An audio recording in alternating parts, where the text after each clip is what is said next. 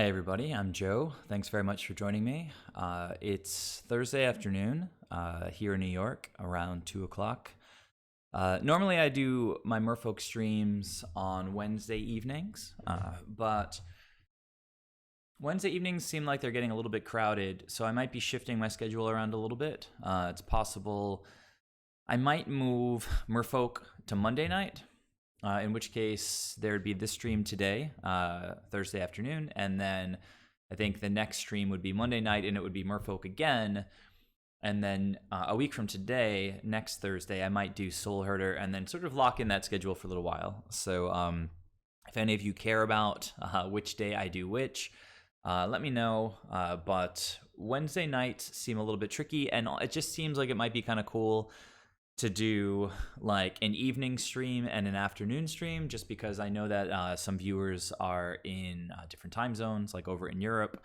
And if I do one of my streams in the afternoon here in New York, it's possible that maybe some of the European viewers might actually be able to tune in. So if you have a preference for whether I do Merfolk in the afternoon or Merfolk in the evening, again, New York time, right? So right now it's 2 p.m. here. Or Soul Herder in the evening or the afternoon, you can let me know. I know for a fact that I have at least one very strong Soul Herder supporter who's over in Europe. So, of course, I want to make my subscribers happy. So, I'm leaning right now towards making Thursday afternoon Soul Herder, Monday evening Merfolk. What's going on today with the Merfolks? Well, I'm going to try the list that I ran last week with a couple very small changes. I was initially going to play Simic today. The Dogfish made it up on the mothership again. I guess it was 2 days ago now on Tuesday. With a Simic list running the 4 Glasspool Mimics. So congratulations to the Dogfish, always putting up strong results.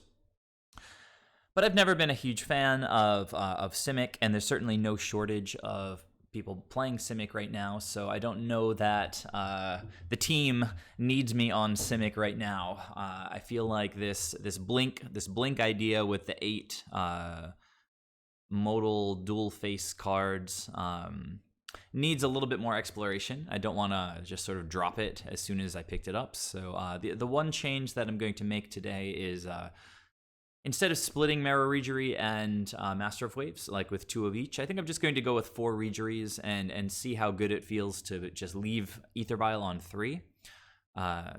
If we do that, then in this build, we've got a lot of exciting top decks with all 4 Regeries and all 4 Mimics. I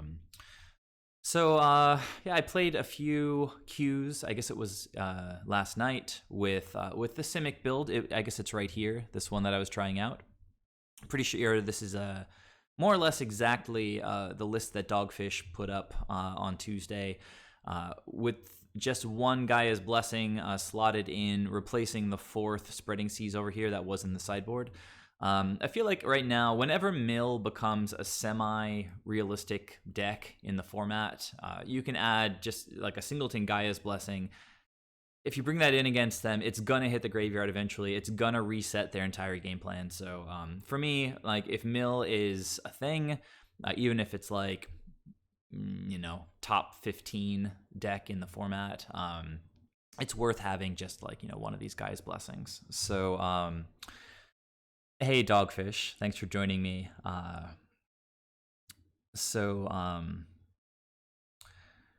Okay, well, as I was saying, I'm pretty sure I'm going to play Soul Herder during the day and Merfolk on Monday evenings, but I can always move things around. It's just, my schedule right now, I think I'm going to have Thursdays almost completely off, so I feel like it's a nice opportunity to just play something in the afternoon. So yeah, once again, like I've just never really loved the feel of Simic. It's a very, very strong option. It's got the 12 Lords. It's got a bunch of Tempo Bears. Still has the card draw spells with Silvergill and Spreading Seas. Slightly more painful mana base, slightly more awkward mana base with Botanical Sanctums coming in tapped if you draw it for your 4th land drop. You can't necessarily double spell if you've got a bunch of 2-drops in your hand. So yeah, you're just taking damage from your lands. Like yesterday evening, I I had a hand with like 2 waterlogged groves as my only lands, and my opponent ended up being like one of the new black red prowess decks with Shadow. And just the extra damage I was taking from waterlogged grove didn't feel amazing. Totally a personal feeling, though. I mean, some people just like consistently 5-0 with these kinds of lists. I just have always preferred not just like the feeling of mono blue, but just like the philosophy of it, the whole concept of Merfolk as a mono blue deck. It's sort of outdated at this point, but it's what I enjoy. So, hey Bishark, more likely to watch during the day. Well, that's interesting. Interesting to hear. Interesting to hear that both of you guys would watch more during the day. So anyhow, this is the list I'm going to just try jamming in a league. A little bit tired today, but no real excuse. I slept well last night. Let's see, Modern League. And Merherder, okay, because it's the Blink variant. I'm running low on play points. Do you guys crack your chests, or do you just always trade them for play points? M. Hayashi is already competing for that top spot in the relatively new Modern League.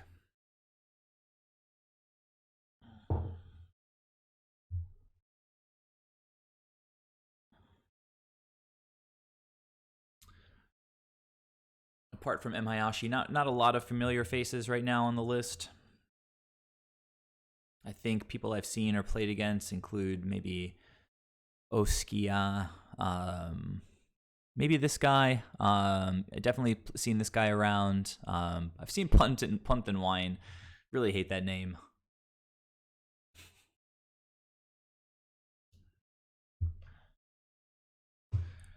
All right, let's fix all this stuff here. Opponents starting with 7. They are going to be on the play. Their name is Whitefish, so maybe they're playing blue-white Merfolk. So it's one of those hands where we've got slow blue mana. But I think this is a keep, unless the opponent thought seizes it out. We've got turn 1 Ether Vial, followed up by Mimic, start taking up Ether Vial, start playing Spreading Seas. Maybe it's against maybe it's Tron, but I don't think I've got limited experience with the new tap lands, but it seems like they're part of the deck, and you can't just mulligan hands based on the fact that your only blue is a tap land if you're choosing to go this route. So gonna keep it. Yeah, I think it's a keep. So, oh man, the mirror. This is kind of a bummer. Well, maybe we can keep them off Island Walk. Opponent, I said, howdy, good luck. Opponent says, howdy, good luck to you as well. We've got the Flicker, so maybe we can get something going with these glass pools. All right, Mutavault, Ether Vial. Pass a turn. Opponent doesn't seem to recognize my username.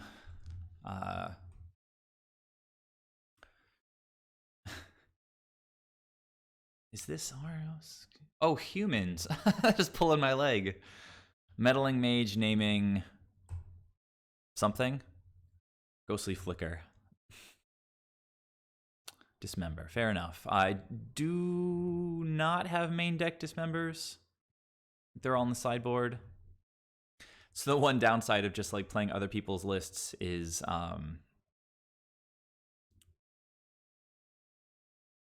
sometimes it's easy to forget what's actually in the deck.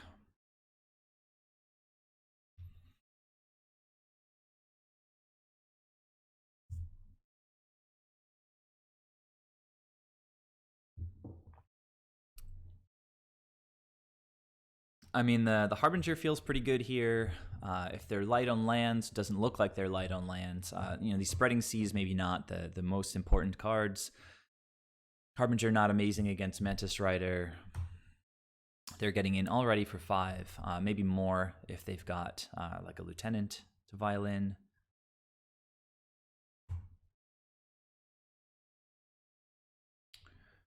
Hey, Sespen. thanks so much for the resubscribe. Just getting things underway here. Oh, opponent is vialing in now post-combat. Maybe it's Athalia. All right, so no spreading seas for us.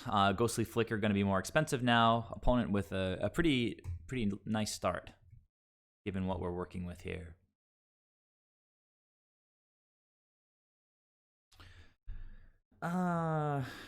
Yeah, I mean, I think it was always going to be slow against humans, but the rider does accelerate things. So I think we play the Umara here now. It's like all of our lands are tap lands. Let's see. So as I mentioned, we can't play any of our non-creature spells now. Thalia is just taxing us. I think we're just going to play the Umara tapped. I mean, if we draw like an untapped land next turn, and we vial in a Lord, we can just cast Ghostly Flicker and blink both of the glass pools if that's what I choose to do, and just copy both of the Lords. Could potentially think about casting the instant speed Ghostly Flicker to make a really big Umara Wizard. Actually, no, that doesn't work because it needs to flip and then get a trigger. Okay. Hey, that's Bob Andy, right? Contra. Well, just getting underway, guys. Really slow start here against. I'm not blocking necessarily. So I could just play the Lord and attack for 3 with Mutavault. They've already got an island out. But it's probably just better for me to just bounce one of their creatures with Harbinger here, I think. Just try to. I could also vial in a Lord and try to eat something with Mutavault.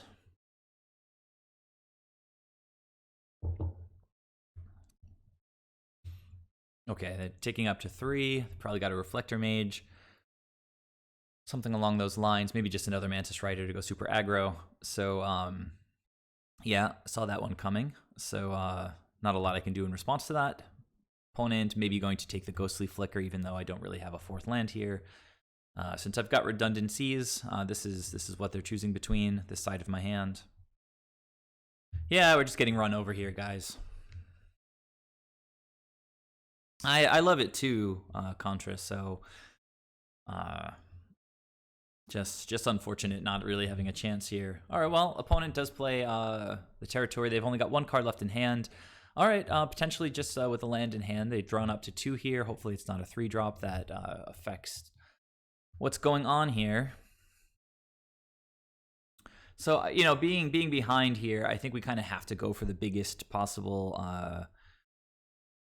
play. So if they attack with their 2s, I think we do have to block with Mutavault and try to blow them out with the Lord. They know I have the Lord in hand, so they know I have the Harbinger in hand. They know I have the Lord in hand. I mean, I could just potentially trade off the Mutavault for the Meddling Mage no matter what. Oh, this could be the new Lord. That would be so gross. But I could still potentially trade with the Mage if I get the Lord. So yeah, I think I'll just like get Mutavault going, and like first strike, I know it would be such a blowout. We can just hard cast the Mimic next turn, copy the Lord. It's all about like what they've got in hand here. Opponent pausing here, like maybe they forgot about Mutavault. Maybe we'll actually get something out of this. They currently have the Ghostly Flicker tucked away under Kitesail Freebooter, so there's 2 more left in the deck. The list that this is based off of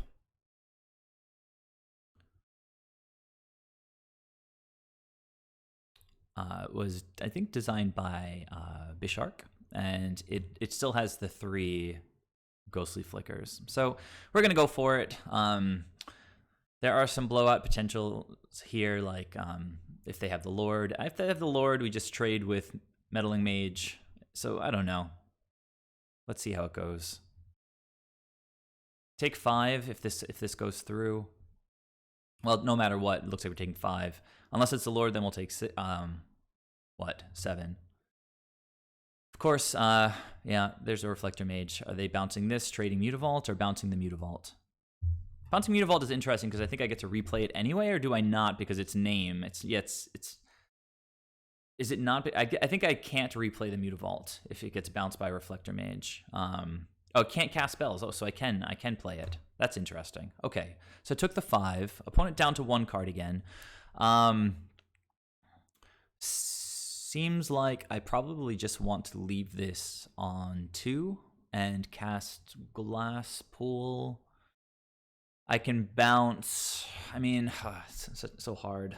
No, there have been no 5-0s with this list. I actually sort of issued a challenge on Twitter to see who would be the first to get a 5-0 with this kind of a list. So it looks like the opponent just ripped that Reflector Mage off of the Silent Clearing. Unfortunate. But not the worst thing in the world. Opponent has named Dismember with Meddling Mage. I don't have main deck Dismembers, so...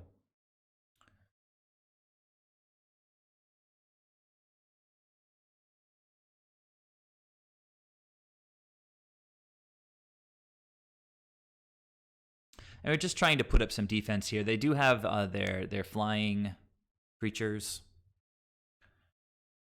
So they've got 3 ground creatures that we concurrently block pretty well, taking some damage in the air. So I don't think I want to get in.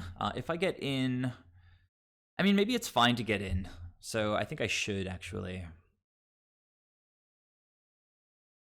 I'm putting them on basically nothing at this point.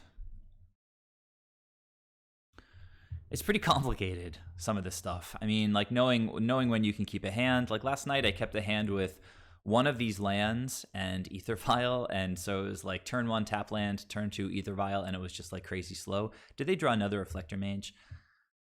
Okay, Noble Hierarch.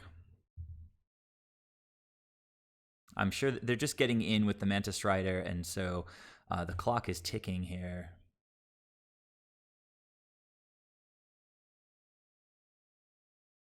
They know my hand. We know they know my hand, so not a lot to do here. Except I can vial in the. I'm taking this damage, so whatever. Just go to my end step. I'm thinking the opponent is still on nothing. I've got 10 on board. If I vial this in and draw another Lord, I think that we can just win, steal a game. So, all right. So no value, but now we've got 14. So I think I have to take this up to 3. If I draw another Glass Pool, I can vial it in. If I draw another Lord, I can just cast it and activate Mutavault. Thalia not going to stop me from doing that.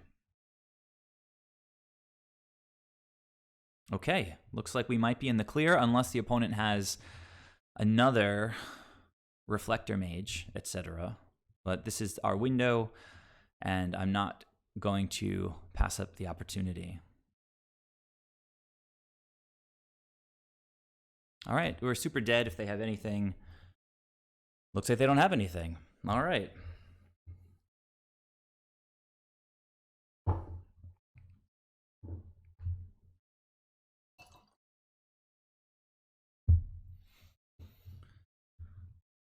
Wow, Lord off the top right when we needed it. That's pretty clutch.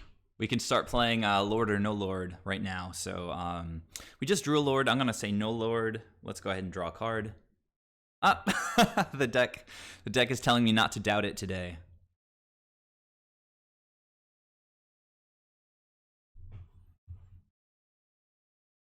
I mean, with the extra, I've got. I should have mentioned Regeries as well. I've got the 4 Regeries, the 8 Island Walk Lords, and the 4 Mimics. So that's like a 16 Lord build basically. Opponent didn't see Dismember in game 1, so maybe they think I'm not on it. So I'll bring it in now. I think Ether Gust is probably good enough. You guys can let me know your thoughts as I'm sideboarding. I think Echoing Truth is probably also good enough.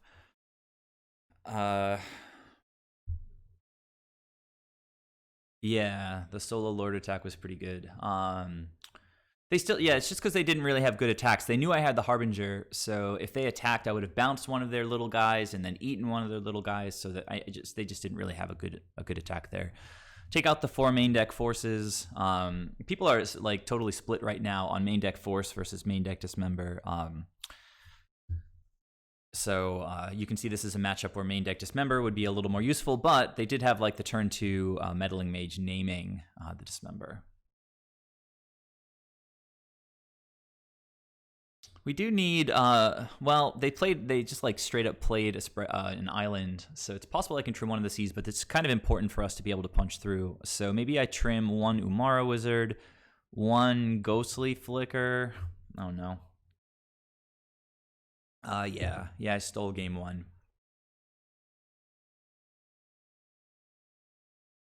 And we're on the draw. All the Temple Bears are good. All the Lords are pretty good. The instants are actually pretty good to turn Umara Wizard. Yeah, but you don't keep forcing in this matchup, Contra. I don't know, guy. I'm going to trim like 1 more Umara, go down to like 20 lands basically on the draw. Bunch of tap lands.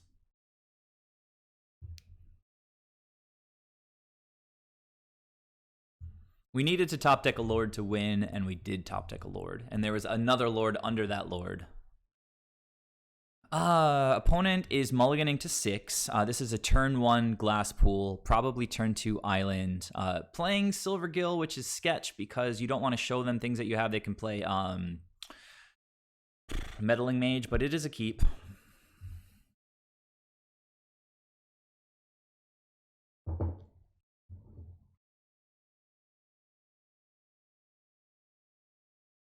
So for those of you guys who haven't seen too many of my Merfolk streams recently, I've been trying to do this thing where you can draw a card after the game ends, Lord or no Lord, just to see like how the deck is feeling.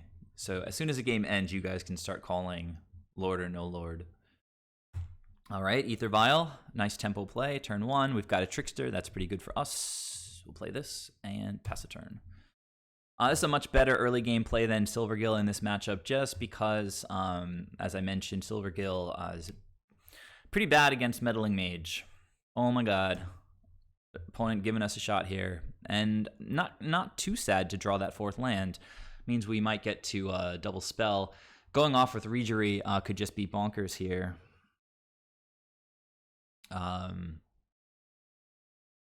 So, you know, let's see. They probably got a 1-drop. Going to play an island, and then I could either play Silvergill and, like, I don't even know what I'd reveal because I don't want them to be able to name any of this stuff with Meddling Mage. But at the same time, Silvergill's not getting any better, and they're playing pretty slow right now, so I feel like Silvergill's actually a pretty good opportunity here.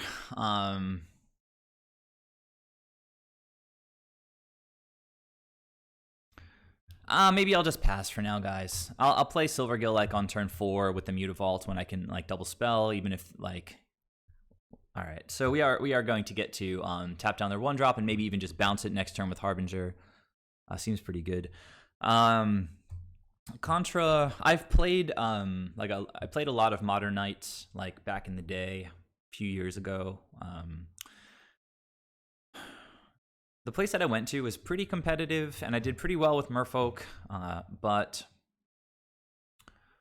they sort of shifted to more to oh, I should have tapped down the champ here, but it doesn't really matter since I'm just going to probably, well, it does matter. It does matter. I'm being a little lazy here, which could be bad.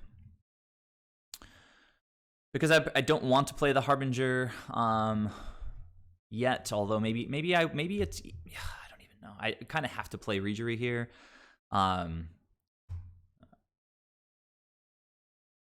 So now that Dismember is really interesting. I mean, the play here seems pretty clear. Like, just play Mara Regery and then start casting Merfolk next turn. Um, but another option is just to bounce the champ.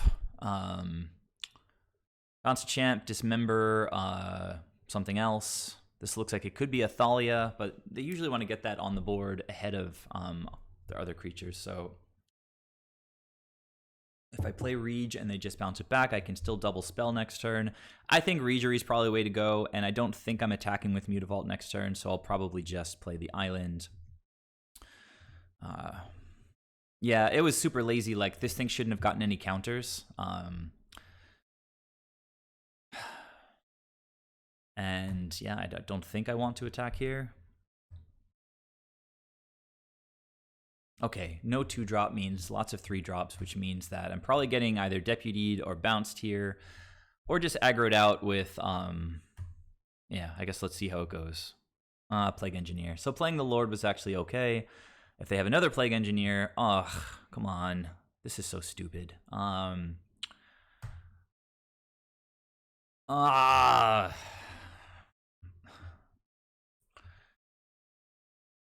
So it didn't really matter what I played that turn.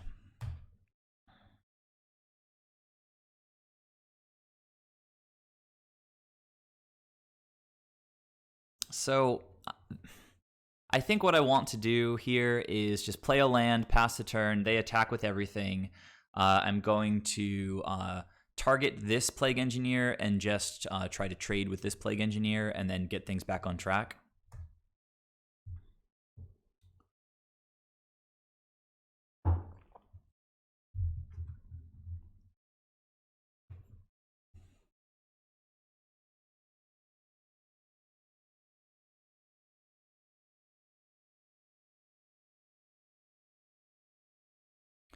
That's true. Thank you. That good call. Yeah, I'd have nothing. I'd have a 0/0. So yeah, I'd have a 1/1. No, it's gonna die immediately. It's it's gonna die immediately, right? Yeah. Well, let's see. Yeah, it will die immediately, but at least I'd kill one of these things. So it's gonna take a little while, but this is still. Hang on a second. I can kill one, activate the Mutavault. So let's kill the one that's not gonna die to Harbinger just targeting it. Try to trade our Mutavault off with a Thalia's Lieutenant, but they have creatures in hand probably. I don't know. So we'll see how it goes.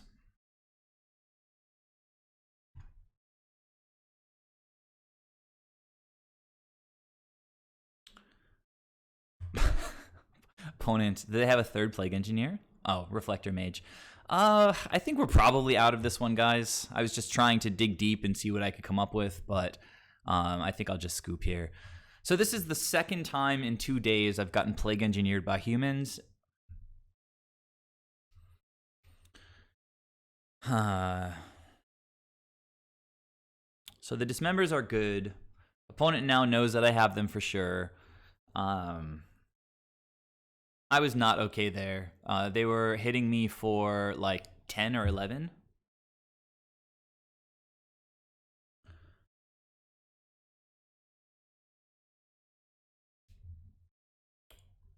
Humans runs Plague Engineer for the same reason every other deck plays Plague Engineer. It's just really good against a lot of decks. Even like random decks like Soul Herder get hit hard by Plague Engineer. Just name snakes and it's like, 8 of our cards. I didn't even have double Harbinger there, I don't think, because I only had double blue. Sorry, triple blue with Mutavault, but then I lost the Mutavault, so and again, I was just getting hit for so much. So we have actual lands here, which is nice.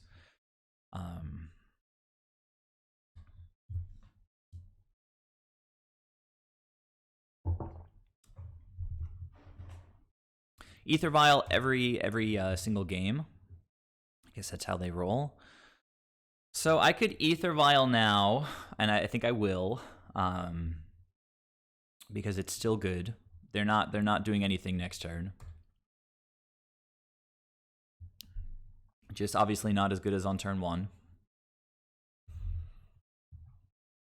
Okay, opponent curving out with Ether Vial.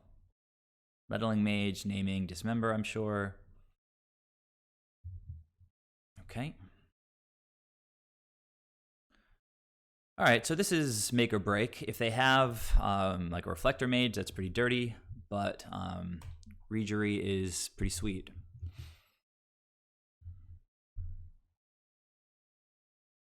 All right, so they got the Hierarch. They've got their Exalted Beats ticking up to 2. Let's see if they have the 3rd land drop.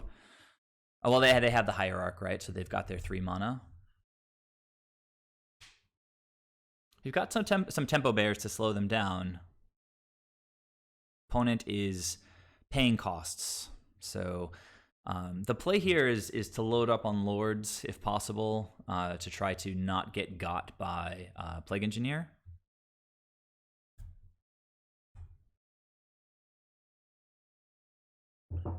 All right, so double Thalia's Lieutenant. Oh, well, just Thalia.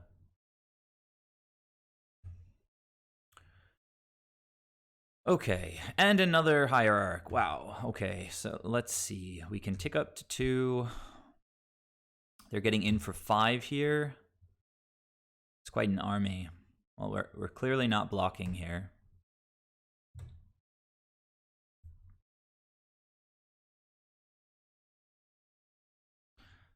Okay, so they've turned off my removal.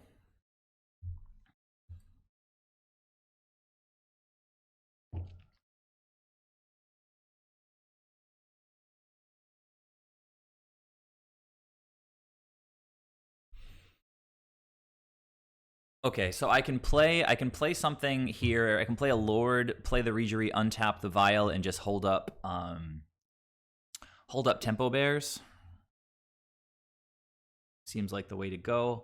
Alternatively, I could just play a Tempo Bear now, bounce the Meddling Mage, play a Regery, untap a land. Oh, well, Thalia is taxing my spells anyway, so let's just sort of, I don't know, we're going to keep it in mind, but that Dismember is not top on our list of options. They have no flyers right now. So yeah, I think we're just going to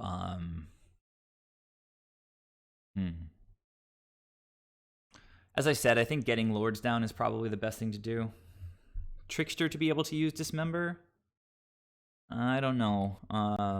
Because again, Thalia is taxing our stuff, so it's like, it's just expensive process-wise and mana-wise. So I think I do just like Lord, Regery, untap.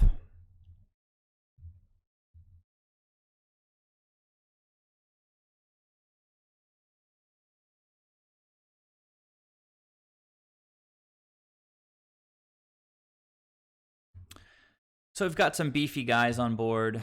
I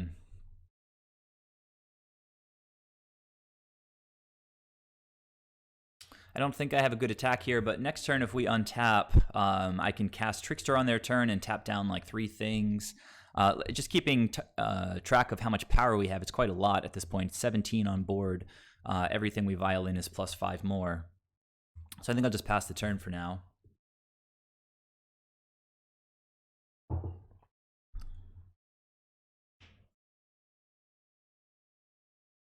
I mean, we can beat a deputy right now, in theory, I guess, if we can dismember it, but they're naming dismember. They've got Vial on 3, so if they cast or Vial in a deputy, you know, we can Trickster it and then Harbinger it, but we get our stuff back with Summoning Sickness. I think deputy is still pretty nasty in this spot. Let's see if they have another like Plague Engineer plus Phantasmal Image situation. So I think I let any attacks happen that are going to happen, and then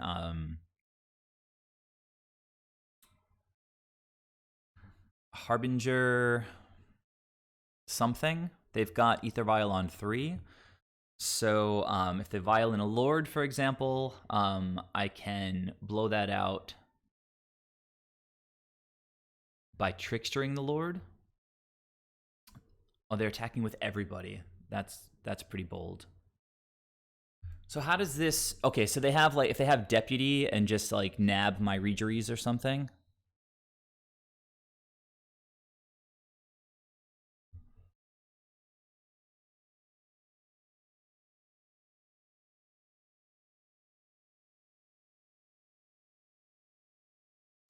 So if I just Harbinger now, next turn I can Violin Trickster.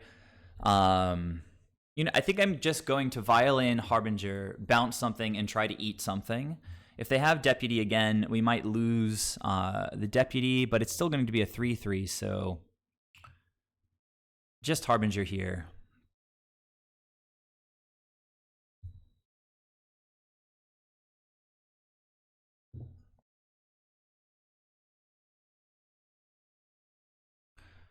So Harbinger, maybe I want to bounce the Lieutenant just because it needs. Oh well, no, they replay it and it makes everything bigger again. I don't know, whatever. This has first strike, so maybe I'll bounce this.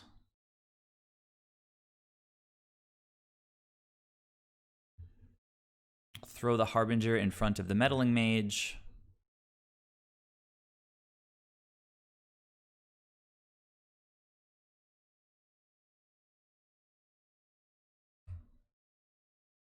Okay, blowout time.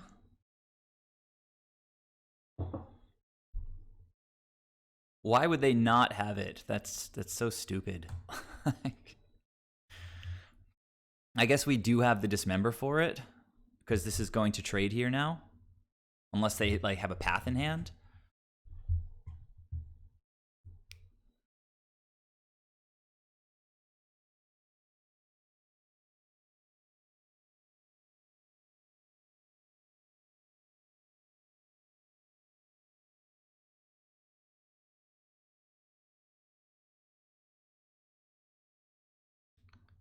Wait, they have another Meddling Mage. All right, so we have to vial in naming Meddling Mage, not targeting Meddling Mage, and then pay a lot of mana to dismember. And we could do this on their turn and try to blow them out. I think we get both of our Regeries back.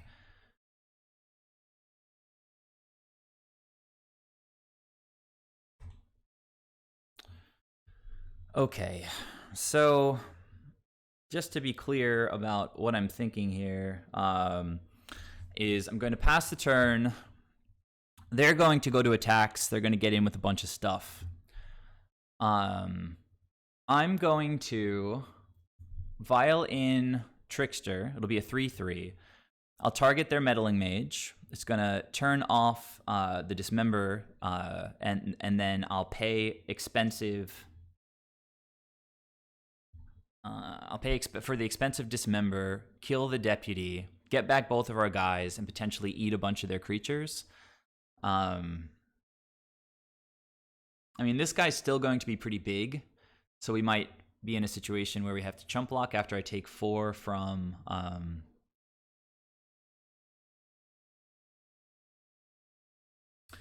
Yeah, that is a good line. I always forget to do things like that. That's pretty cool. Thanks for the heads up on that one. So, I think I'll just pass and basically do what I say I'm going to do here. Yeah, I like it. I like it. So we're hoping the opponent has nothing here, because if they have more gas, like, it's going to be hard to resist. Okay, champion is just going to grow stuff.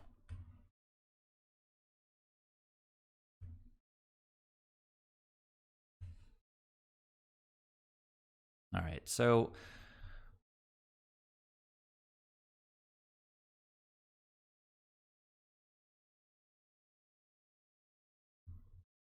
I do think I'd like to trade the Mutavault here for Thalia's Lieutenant. We'll get back our Regeries.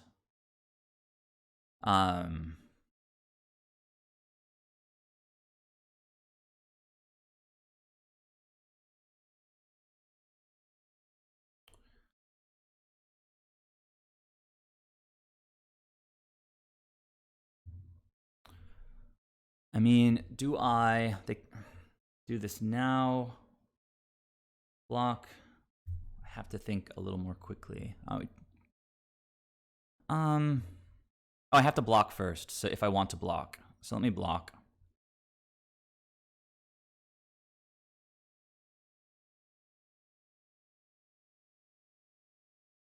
Targeting Meddling Mage here.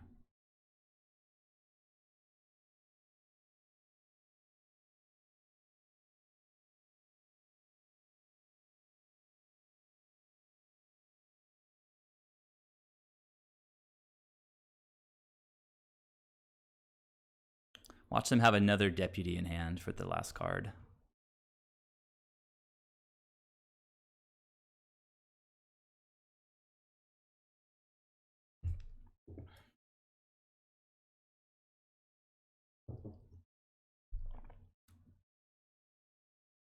Unfortunately, the Mutavault doesn't quite get there.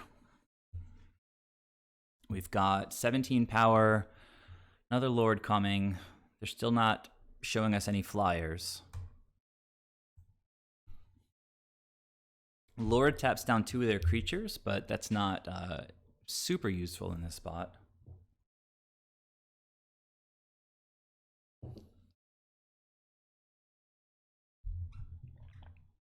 Like another Trickster here would be like Primo.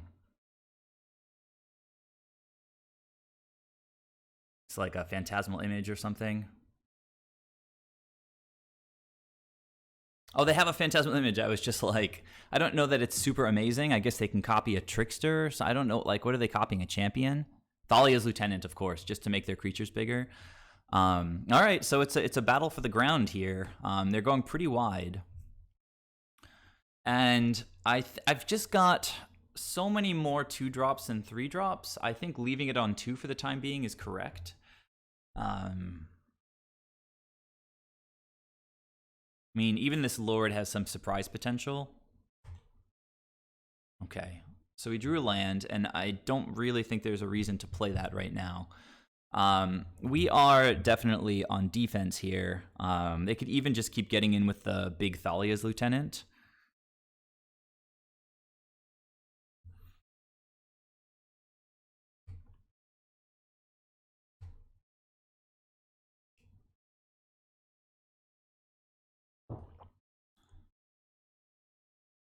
I have managed to fall significantly behind on time, but the game should end pretty soon, I think.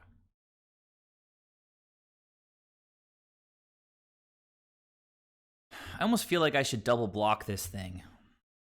I do need to at least single block it. So for now, I think I'll just throw away my Trickster. Well, let's see. Get the Lord down. They could kill this, and then this would die. So yeah, I don't know why I put the Lord down. I'm just going to throw the Trickster under the bus for now. Spreading Seas does win off the top if they don't have anything.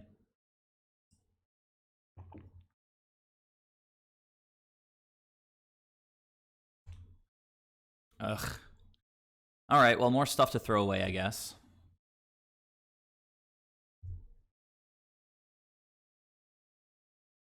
Okay, opponent with nothing in hand. Drawing up to 2. Could easily have something in hand. Okay, they get to crack one of the lands in their hand.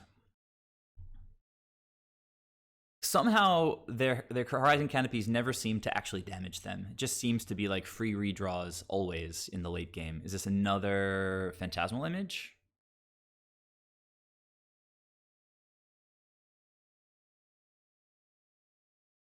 Looks like it. Unless it's a Mantis Rider, which would be scary, but at the same time, all we're trying to draw to is Spreading Seas here now. And I think,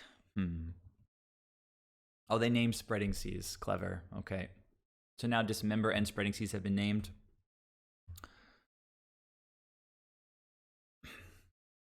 Maybe I tackle this big guy now with a Mutavault and a Lord.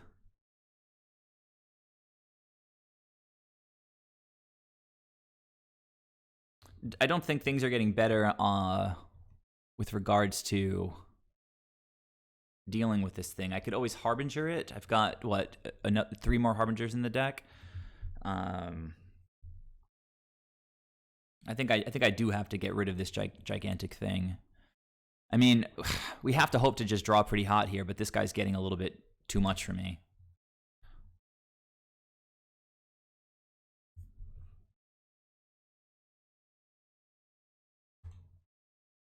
Oh my god, guys.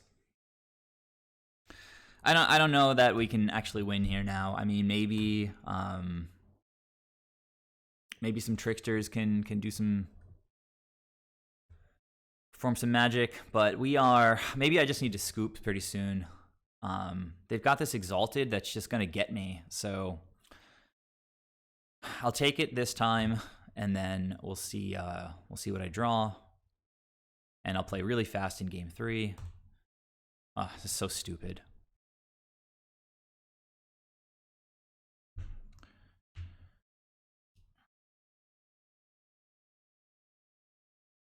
Oh, they won the match. I think we lost. We lost one of the games, right? So whatever. All right, on to the next one.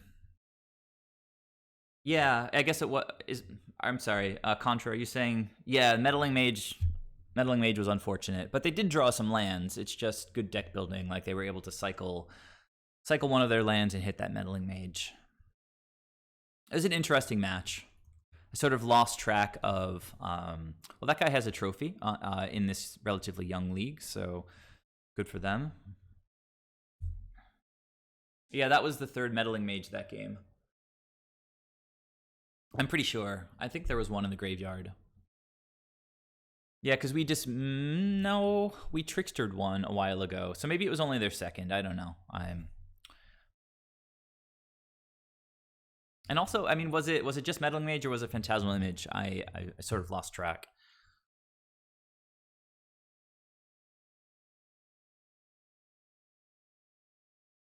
But I don't know. I think that match showed that this deck has some legs. One land with no Ether Vial, no blue, no tap lands is definitely a mulligan. But this is a little bit better. So I guess I have to just bottom one of these forces. Say done. Play a tap land. And hope it's like Neoform. Not Neoform. Oh my god. Devoted Company. Or taxes. I mean, I guess we can Trickster and Harbinger that thing. It slows him down a little bit. So we don't really need the Cavern of Souls.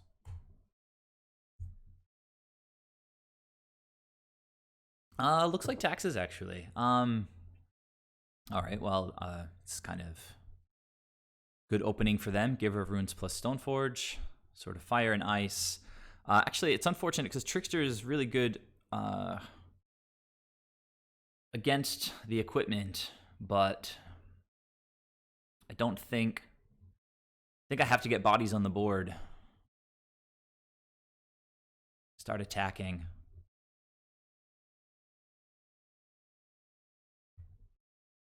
Now, if they get Sword onto the battlefield and equip it, I won't be able to bounce the creature that's equipped.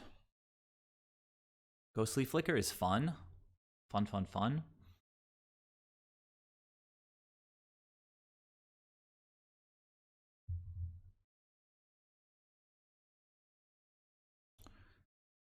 Because the question is now, do we go ahead and bounce the Giver right now? I think that might actually be the play. And then we...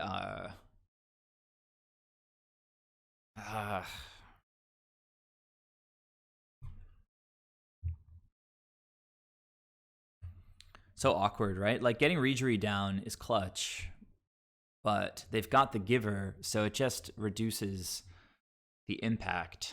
So I think we kind of have to... Well, if I get Regery down and then Ghostly Flicker, Glasspool can copy Regery, which is like one of our best possible copy targets. So I think that's going to actually...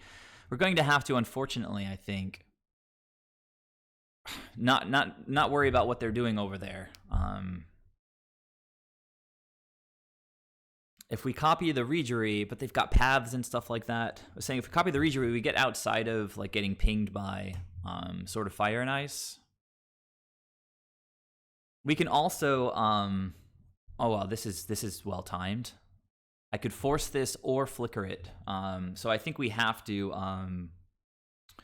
take advantage of this opportunity to cast flicker. Wait. Let's target.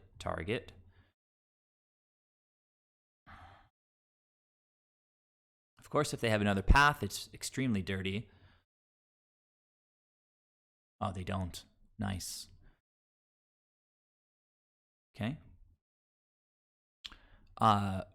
Wait, yes. Why can't I can't copy Regery? It's not letting me target the Regery. Is this a bug?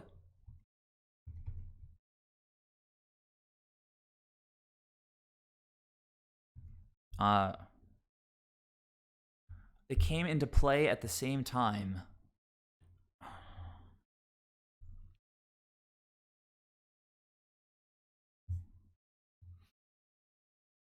Are we sure? Is there actually ruling text on that? I'm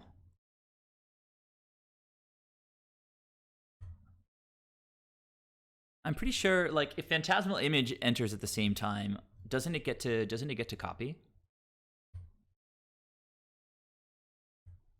So that was really pretty terrible for us, actually. I should have just countered the Path to Exile. So,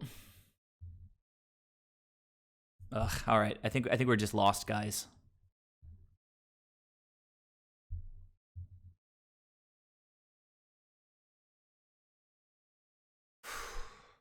Okay, well, I guess we're learning.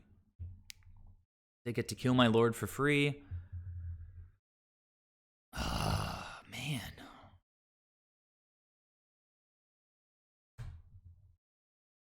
Can't even bounce the Stoneforge. It's got pro blue. We don't have main deck dismembers. They've got the Giver anyway. And yeah, that's it, guys. I'm just conceding.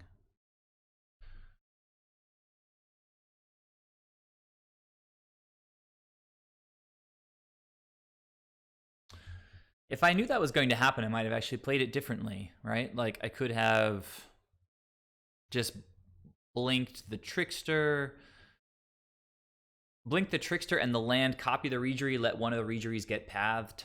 I mean, like, pretty stupid.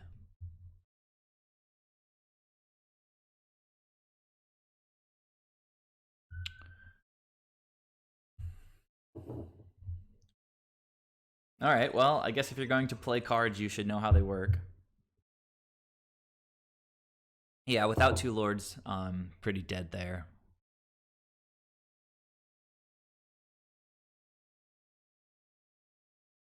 Force seems bad, but Deprive seems okay. Echoing Truth seems sort of okay, I guess, ish.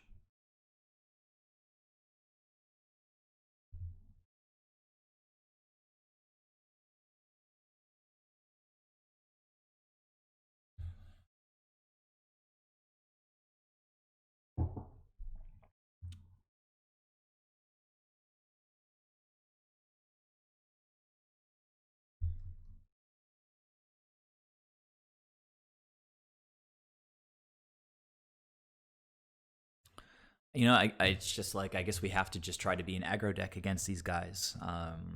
They're going to out-interact us. I could just hope for Ether Vial, which has been conspicuously absent from this league so far. I think I had it one game against humans, or maybe we don't need all four deprives. I think 2 is probably fine. The interactive creatures are probably fine, even though they're not at their best in this matchup. The Seas are fine. The Gills are good. The Flickers are good. Maybe trim a Mimic. It's funny because they're lands. It's like I have no idea what I should actually, when I can trim these lands. But if I'm keeping all the Flickers, I'll just trim one of the Flickers. Trim one each of those lands and sort of see how it goes.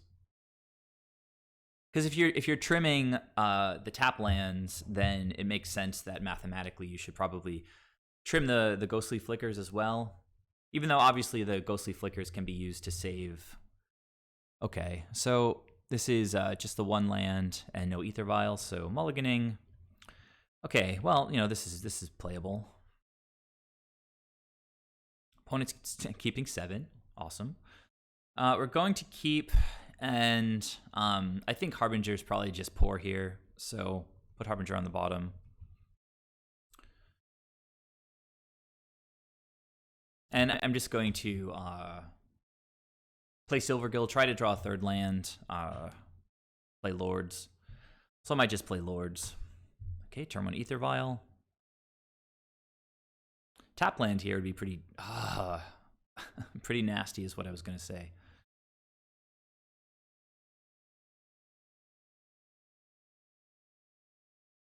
Blah. All right, so we still need to draw another land if we want to play a 3-drop next turn. But we can at least play a 2-drop. All right, Ether Vials. Kind of like that, actually.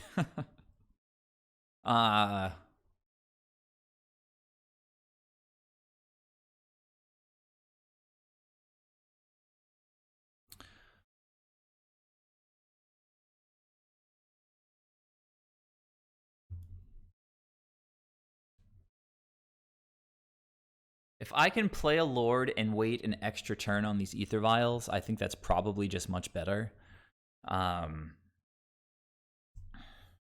Like, they'll get a 2-drop down. I can go to it. I mean, they're not going to Vial in response to this if they have a Giver.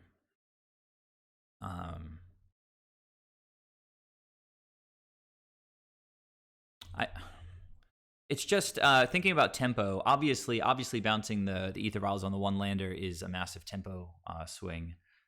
But I'm also not really advancing my own board at the same time. So I don't know. I guess you bounce both of these. Even if they draw a land, they're sort of priced into recasting them. Next turn I play Regery and pass the turn back. Yeah, I'm just thinking through it. I think I agree here, so we'll just do that and see how it goes. Okay, so they do have a 1-drop. I'm attacking into it anyway. Let's see. Okay, that's fine by me. Fine by me. Giver is an excellent creature. I already drew a card off of Silvergill Adept. Okay. Island is nice. It's going to let us dump our hand faster. Wait, I didn't need to tap that last land.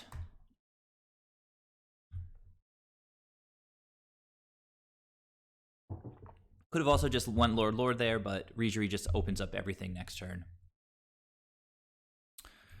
A third land off the top. Sweet Jesus.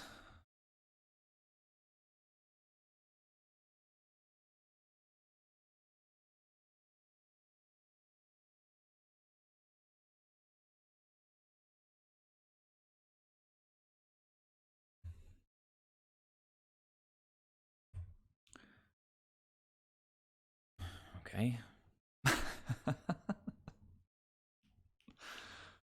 Guys,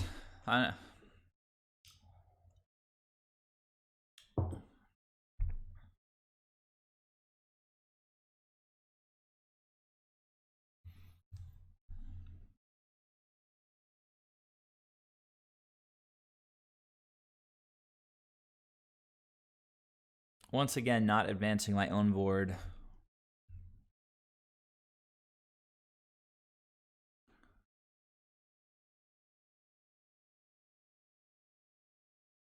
I have to play a creature here.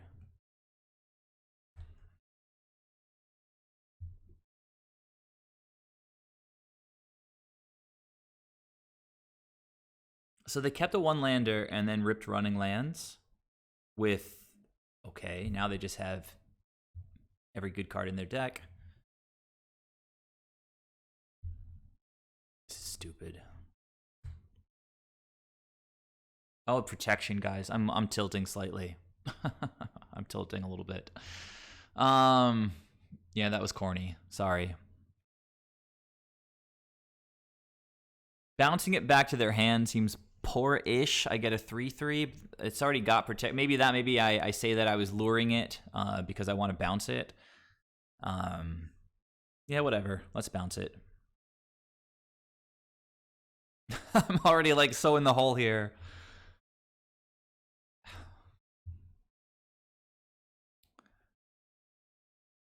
Seems like they might be F6 here. I kind of just feel like bouncing the ether vials again.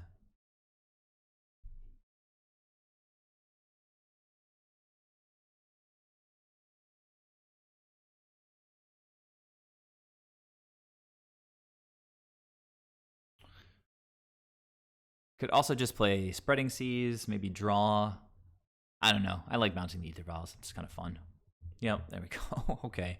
So, go ahead, opponent. We need to draw pretty hot now. This is absolutely death and taxes.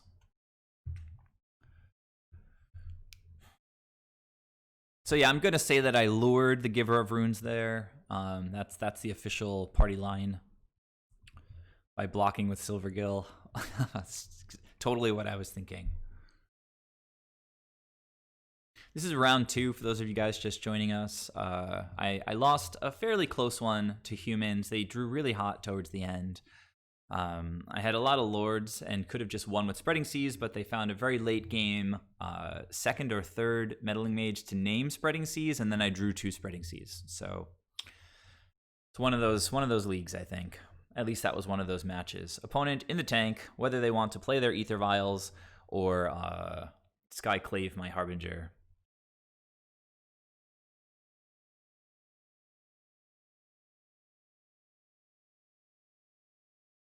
Or I don't even, just chilling on their draw step there. It's weird.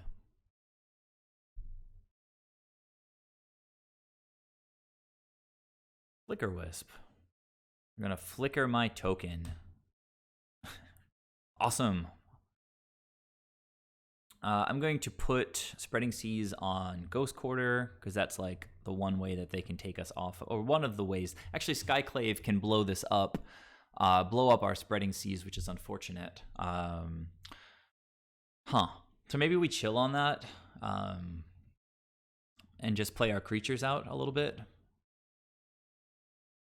They can play Skyclave next turn, blow up our Lord. I mean, Adept seems like a fine thing to lead with here. We know they have the Skyclave apparition in hand. Okay, well, I don't know. They can play the Skyclave out. Use it on the Lord, I guess. And then we can play the Spreading Seas on the Ghost Quarter. No attacks here because of the pro-blue situation. Opponent in the tank. What to do about this Lord? It's a real head-scratcher.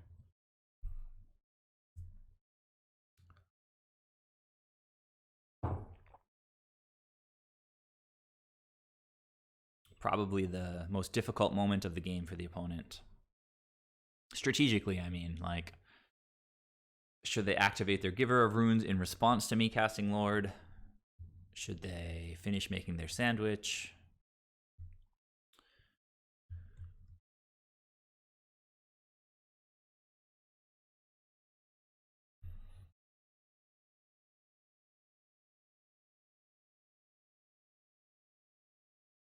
So we've used both of our Echoing Truths. So those are gone, done with forever. We have played all of the things that were revealed. Opponent decides to let my Lord resolve.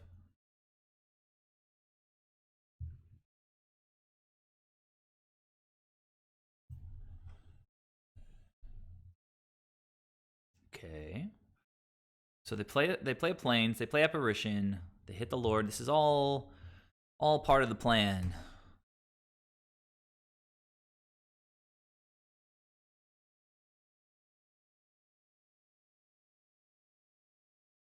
Now, who has the faster clock?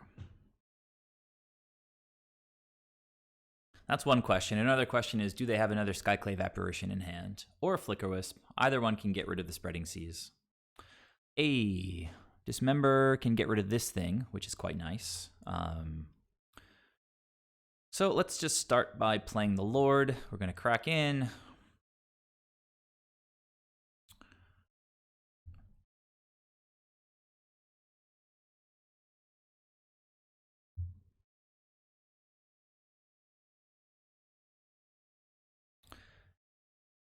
I mean, I could like leave Harbinger back to prevent them from getting in with Skyclave if I'm worried about the clock. I'm getting in for 6, they're getting in for 5, but I'm starting off by taking 4 off of Dismember, going down to 13.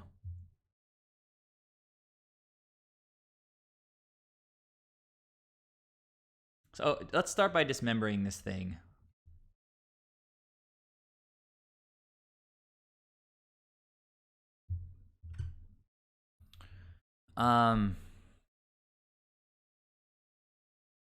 I think we just have to play for the win here. Like, get in while we can right now.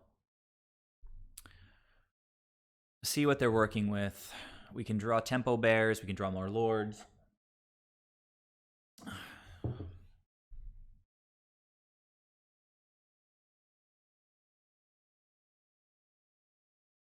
Opponent once again in the tank.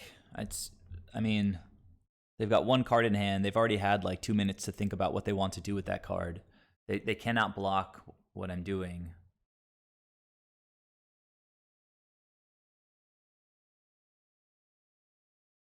Best case scenario for us is they have another land in hand. Or something we don't really care about, like maybe a Thalia or...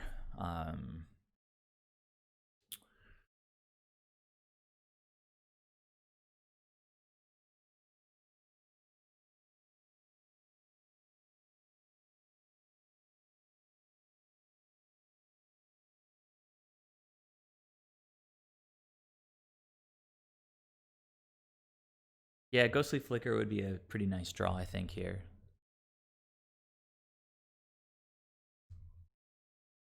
I did sideboard 1 out because I took a bunch of these lands out, so I think there's only 2 Flickers in the deck right now.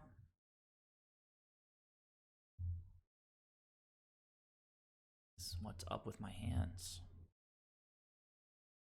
Okay, opponent finished their deep strategic dive that they were just doing during our combat step.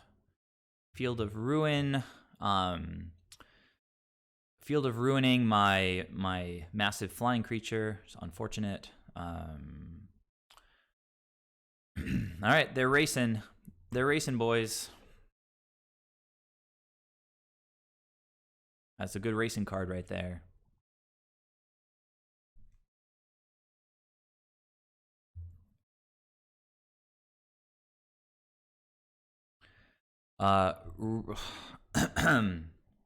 Resto is going to blink the Flicker Wisp. He's going to blink their land, prevent me from drawing a card. Resto off the top? Like, my opponents. So, Trickshare doesn't really do anything here. So this is going to unfortunately resolve.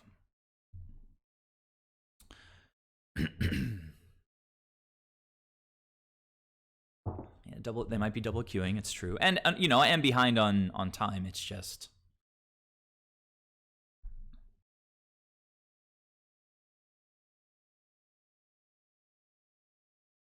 So we are cracking in for 6. They're going to go to 8. We're going to tap down one of their flyers, take 5, go down to 3. Hope they draw air. If they're at 8, next turn we've got lethal with Island Walk. Seems okay. They've got a lot of live top decks, though. Opponent, let's go.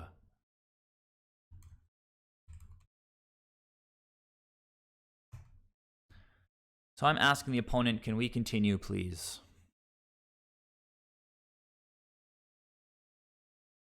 I think the double Q is probably accurate at this point. And you know, I can't really can't blame them if I'm letting them if I'm letting them stay ahead on time. but it's frustrating for me and for you, so...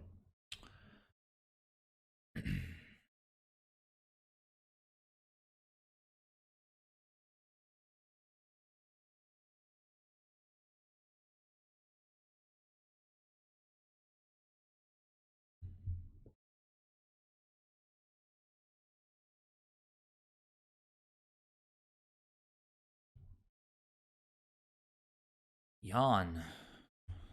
Okay. So, we get in with Island Walk, pass the turn, just tap down one of their dudes.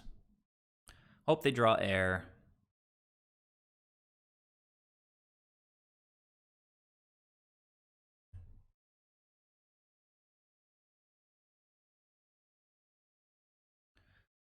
No air drawn. So now if they... this is so ridiculous. Now we need to top deck a Lord.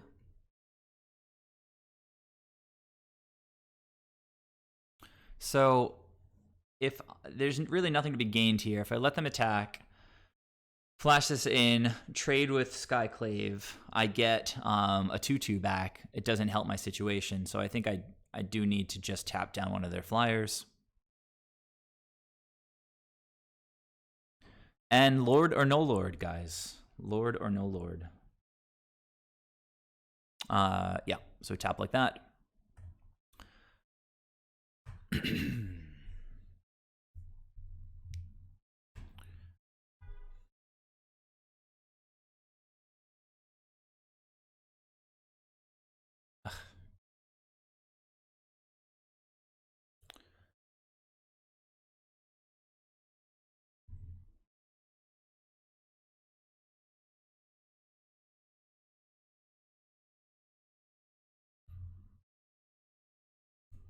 Just gonna concede.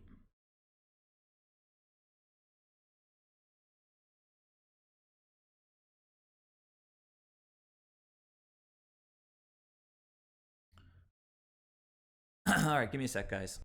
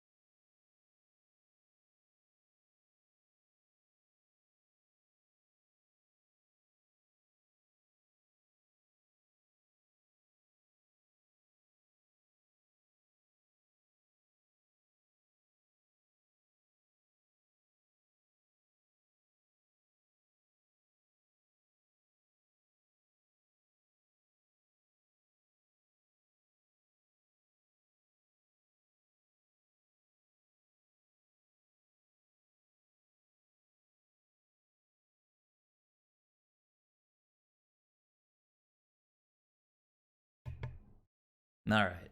So, yeah. Somewhat unfun in the home stretch there. Opponent on 2 trophies. Getting paired against pretty solid opposition so far in this league. I mean, I don't know. It's possible they had that resto in hand for like the whole game, so I'm not going to say that they top deck the resto. Like, it could have been the last card in their hand. They were sitting on 1 card until they played the resto, but then they did top deck the path, which literally won them the game. So, all right, winning the die roll. That's something. We can keep this. It's got one of these fancy tap lands.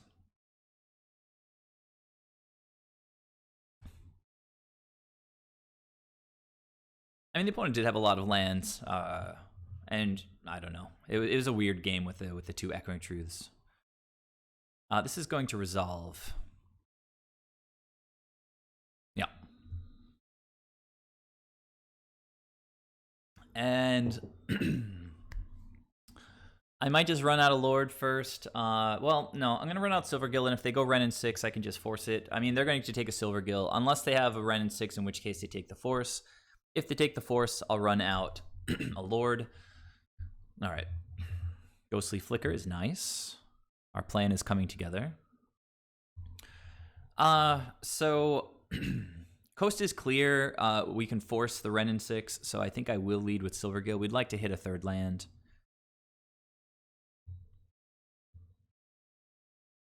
All right, well, excuse me, no third land yet, but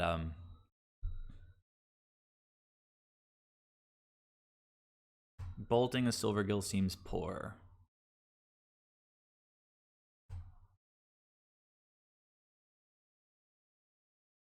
Huh. All right. Opponent now knows about this card and not about these cards. Actually, no, they know about this lord as well, I think. So they know about these two and not these three. Just getting pushed here. It's sort of fine.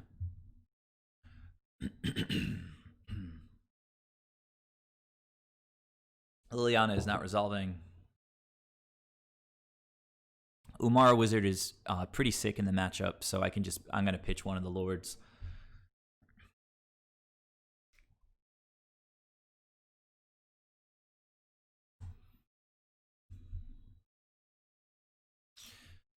All right, things are pretty slow over there, so I'm going to take the opportunity to get a vial down.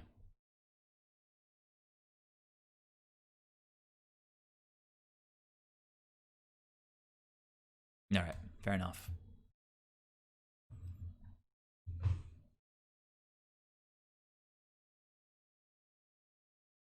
Nice. So I'm just going to try to gobble up this Tarmogoyf. Like, not too fancy. Nope, perfectly timed Inquisition here. So, I think I play the Trickster and tap down the Tarmogoyf if you can let them have their choice here.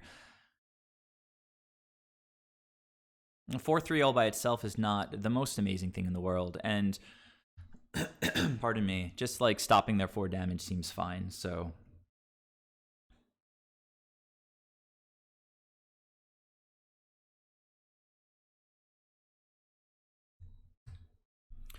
I just look at always the Inquisition, like when I'm getting ready to eat a Tarmogoyf.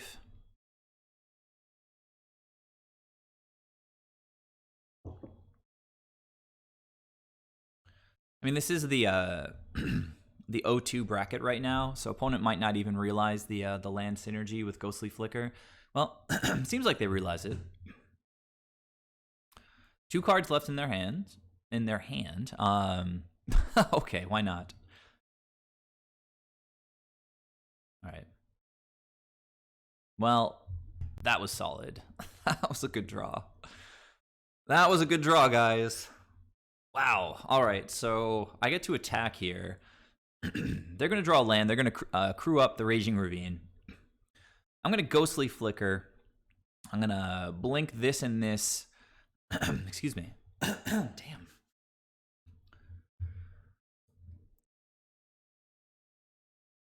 Yeah, so I think I attack here. I'm going to blink this, eat the Goyf with Trickster, maybe trade for the Raging Ravine with Umara, and we'll sort of see how it goes. So this should be fun. This is what we're here for. But they know I have the Flicker, right? They know. So wait, no, they don't. They took it. They don't know about this one. They do not know about this one. Why would you not? All right. Let's do it. This and this. Boop. Badoop. Badoop.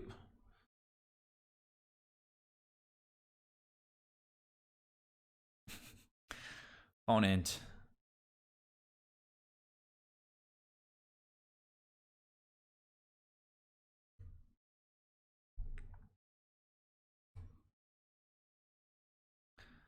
Yeah, I'm constantly hydrating.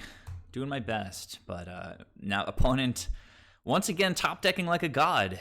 So now they have like a 7/7.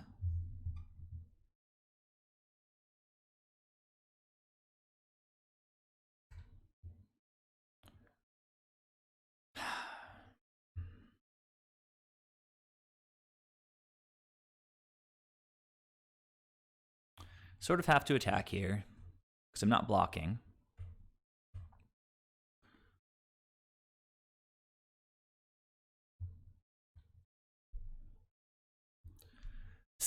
I don't think there is like a much better top deck than Scavenging Ooze. Why are they not?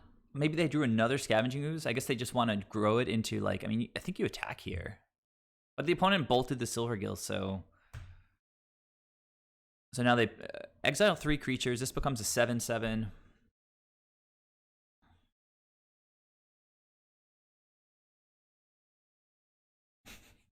It's just so stupid. All right. Harbinger, maybe.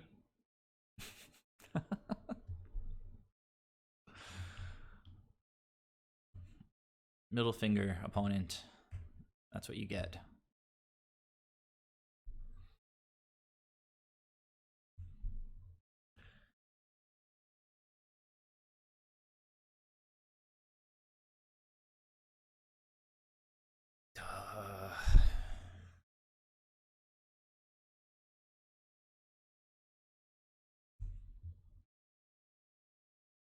Harbinger.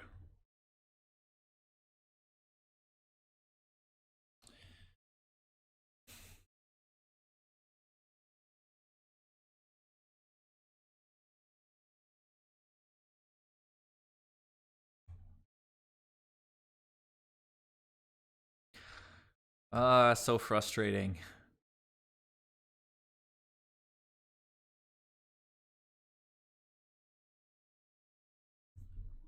Nah. Nah.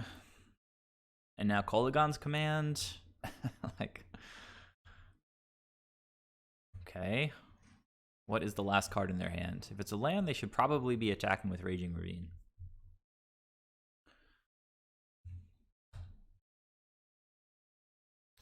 Maybe I should have kept the Trickster on the board. If I draw into take this up to 3, draw like Glass Pool, I could copy the Trickster.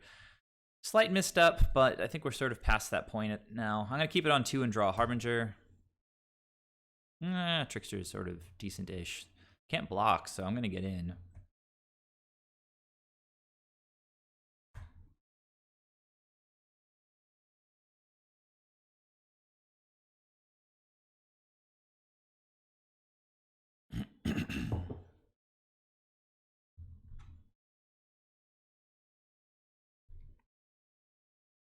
They've got a blocker back in Raging Ravine. I think I might tick up the Ether Vial now. It's hard to say what the best play. Yeah, I'll tick up Ether Vial because I can bounce the Skoos now. Clothis is a clock unto itself, which is more obnoxious stuff.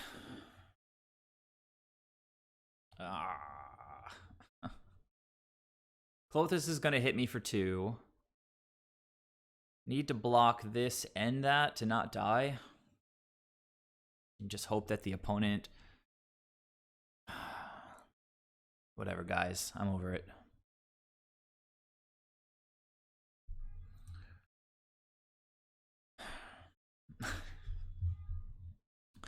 Getting crushed in the loser's bracket.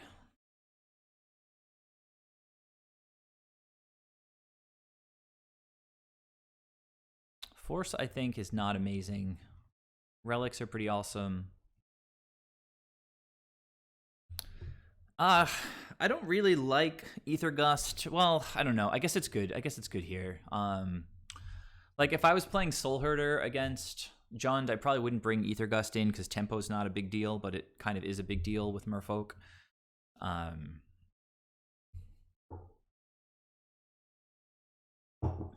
Take out 2 Ether Vials.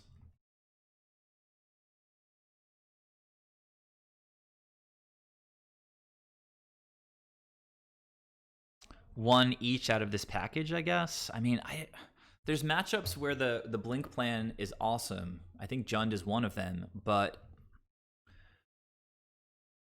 it kind of needs other pieces for it to come together, so trim on the sort of combo elements against Jund and sort of see how that goes. Okay.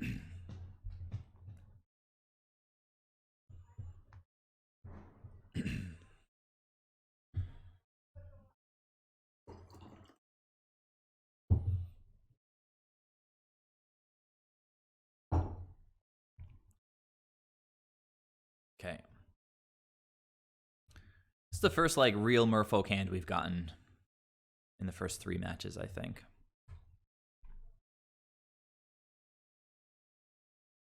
So they take my Spreading Seas.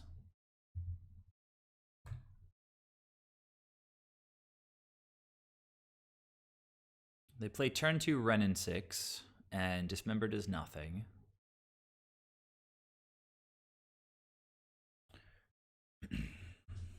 Let's draw Seas off the top. Pretty stupid. Yeah, just pass. Hold up Dismember if they play a creature.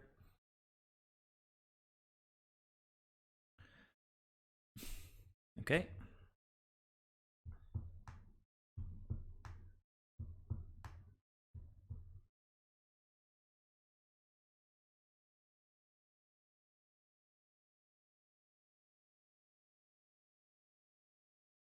Liliana, I'm sure right now we could flash in Harbinger and sacrifice the Harbinger for no value.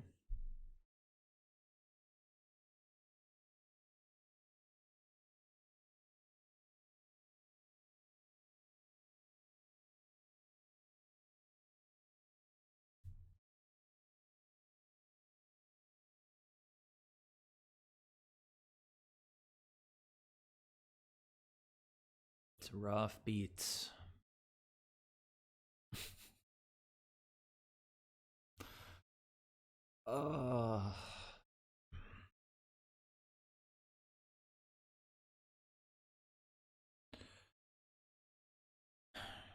Inquisition into Renin 6 into Kolaghan's command.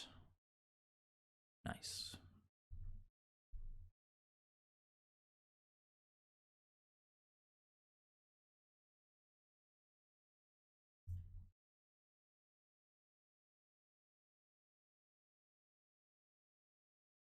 Green is an option there, but whatever.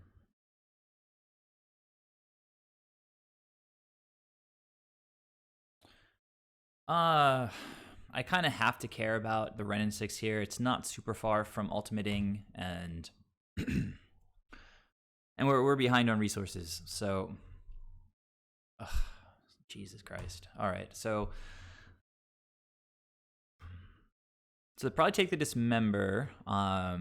Oh, they took that. So maybe the Goyf is just big enough. Oh, so they still have 5 cards in hand. Just like didn't quite register that.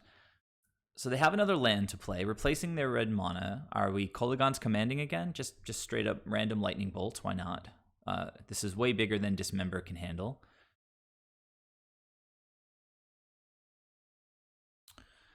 I mean, this is sort of why.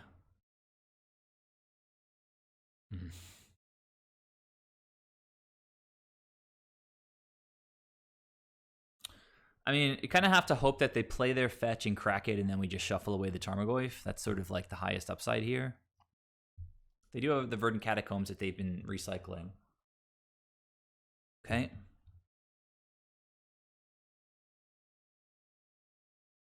Just have to take our beats here, I think. Maybe they put a land in the graveyard just to make it bigger. Maybe there's... Okay, well, I'm just going to take it.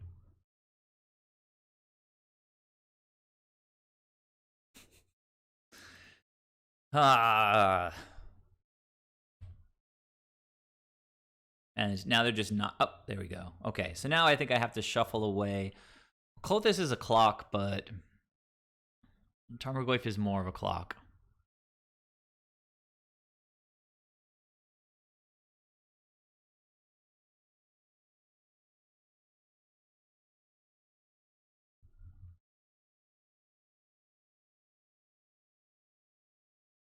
I mean, opponent could just have 2 more Tarmogoyfs in hand. Like they're chilling on 3 cards, and they put it on top, which doesn't really matter here.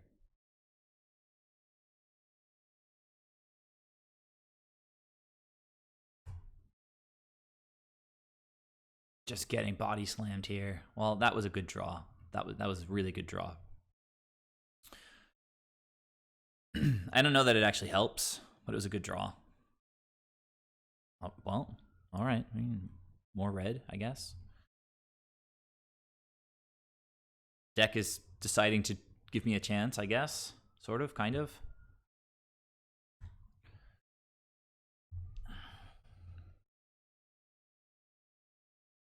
Five red cards in hand. But they've got the fetch, of course. Can't forget about that.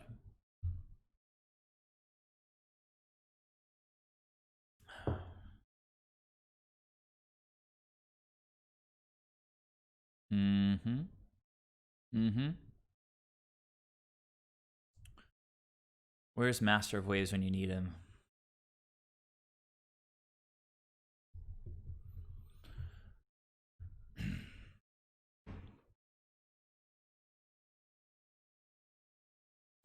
The deck is just like trolling me now, like giving me false hope.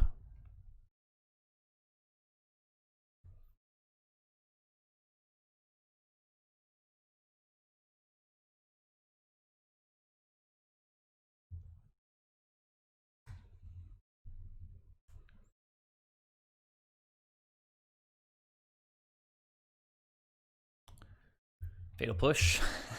Nice.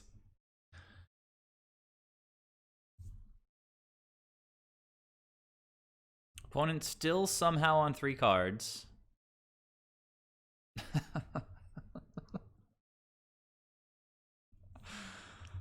I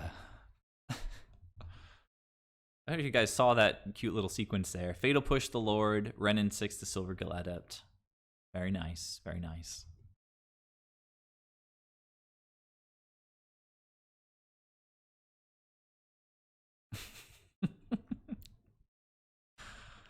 It's just like, if you had to choose like the best possible cards the opponent could have in hand.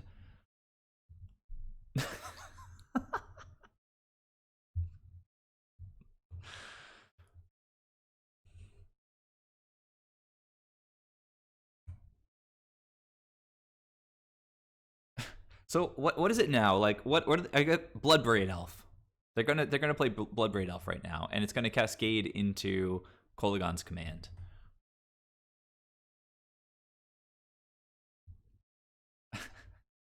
Let's see it, opponent. Oh, Huntmaster. I felt the 4-drop coming, but I guess it was the wrong 4-drop. If I don't cast spells, this thing just transforms. So I still have to just pass the turn. I mean, what's a rip? There's no rips. It's just that's just what they have in hand. They've had like 5 cards in hand the whole game. So I don't even think there's like a best play here. I think I'm like way past the point of conceding. But it's just like, I just want to see like a Bloodbraid Elf.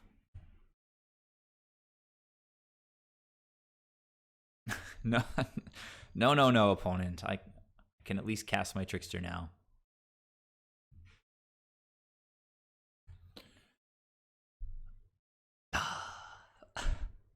Trying to stay positive. Trying to stay positive.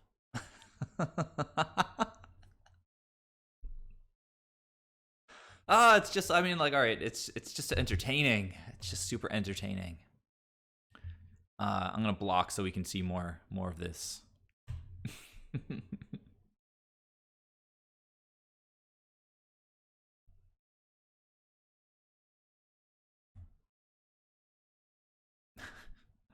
And a land. Let's finish it off with a land. Ghostly Flicker. For value. All right, I'll concede. I'll concede. All right. Wow. Let's try to go back. Let's reconstruct that a little bit, guys. I mean, it is turn 10, so we're going to lose track of a little bit of it, but it was definitely turn 1 Inquisition, turn 2 Renin 6, turn 3 Kolaghan's Command, kill your lord, blow up your Ether Vial. I think it was turn 4 Liliana, if I'm not mistaken. Shortly thereafter, they played Klothys, Huntmaster, Raging Ravine just in hand as extra red mana, because why not? Not only like a 4/4 man land, but also just, extra red mana when you need it. Random fatal pushes to kill the Lord, ping the Silvergill Adept. Another fatal push when I activated the totally useless Mutavault, just to do something. Bloodbraid Elf, Huntmaster. Oh my god, it's just like that was the nuts. Opponent is enjoying their afternoon, I guess.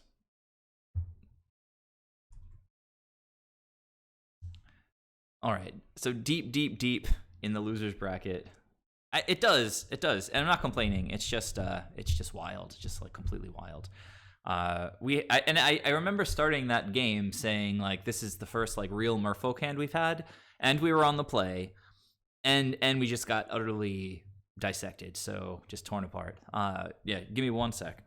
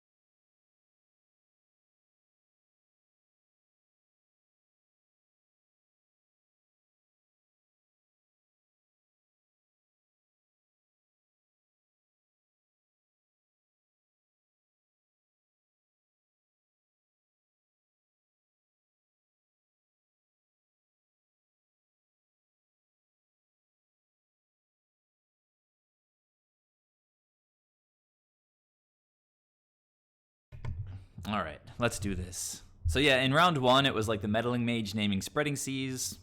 Why not? This one, it was just like Resto into Path. And this one was just like no single draw, just like every single card off the top of the deck was bonkers.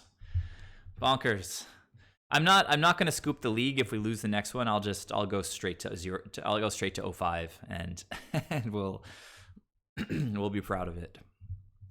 Let me fill up my water while I'm waiting for this.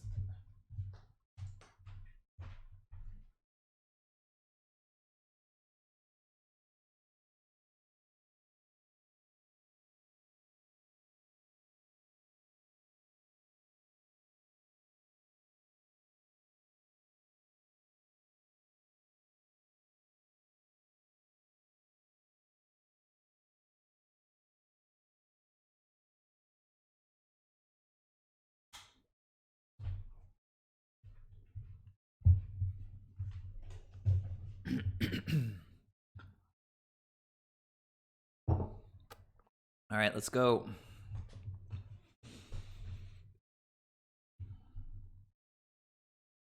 Okay, play some Magic, but the opponent is not mulliganing. We're gonna keep. Turn 1, Neoform. Okay, no.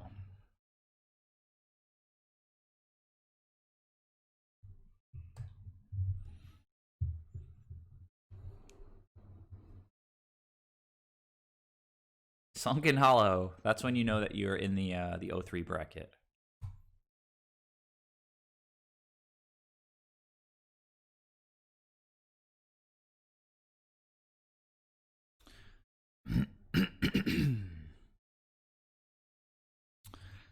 I mean, it looks like they have a bunch of removal or counter spells, so I could just play out a Lord. It doesn't look like... I mean, it could be a Shadow deck.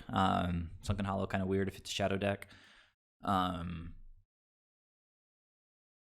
Maybe it's some kind of mill build. Mill build. So, I mean, another option is just to start playing my tap lands and then just like combo them out with Ghostly Flicker. But that'll happen eventually. I think I'll just play a creature here. And since we don't know what they're on, I don't know, I'll go play the Harbinger first. It doesn't look like a creature heavy deck, and we've got 7 more Tempo Bears in the deck, so hopefully they're sitting on like Mana Leak and can't really do anything about this. If they have like a Fatal Push, whatever.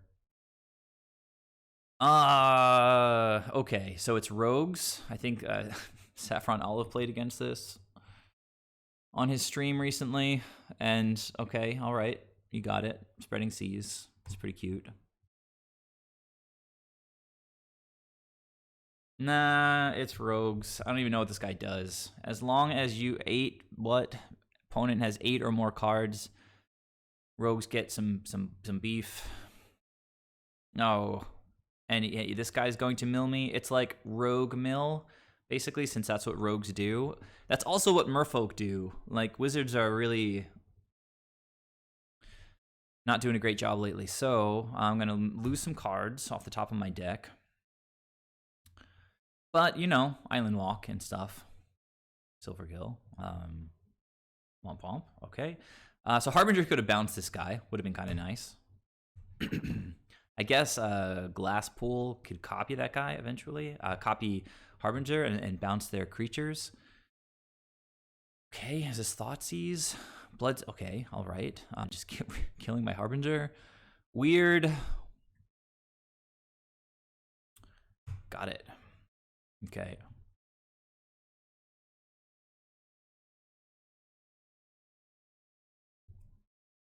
Spreading Seas obviously not amazing here. So I guess we play Umara. Cast a Lord, Vial a Lord seems good. Actually, even just like, I mean, as long as we have a Lord on the table, we can copy the Lord. I feel like this is going to be a lot of beef really fast. So I'm not really sure like which tap land I play matters. And especially just like the beefier one is probably better. But this puts more power across the whole board. So maybe Glasspool is a little bit better here. So I'll play Glasspool tapped with the plan of flickering next turn.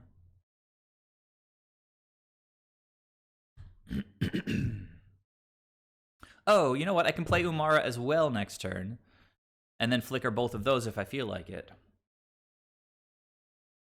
And then we might even have lethal next turn.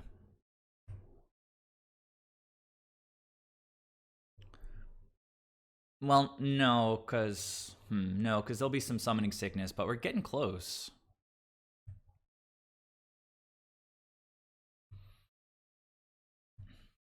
Opponent almost certainly with some removal in hand. If they let me untap, that's going to be good for us because we can just respond with flicker stuff.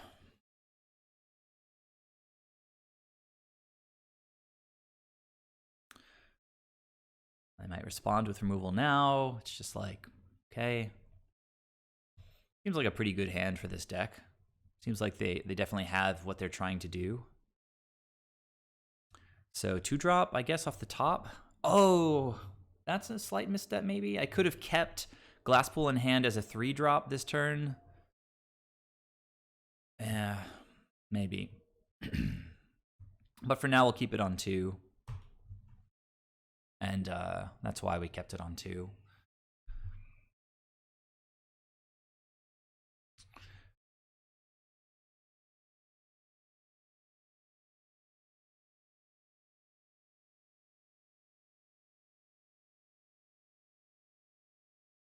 All right, so I'd rather not even give them a window to potentially counter my Ghostly Flicker, so I feel like I kind of want to play it now. I mean, they're not killing us with damage, so Violent a Lord, Ghostly Flicker, flicker these 2 things.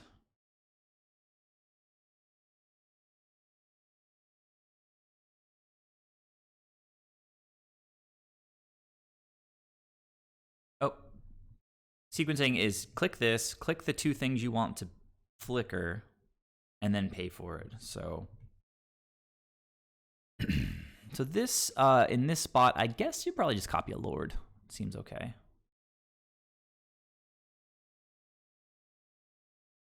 All right, so like crazy lethal on the battlefield. Let's see what you've got, rogues.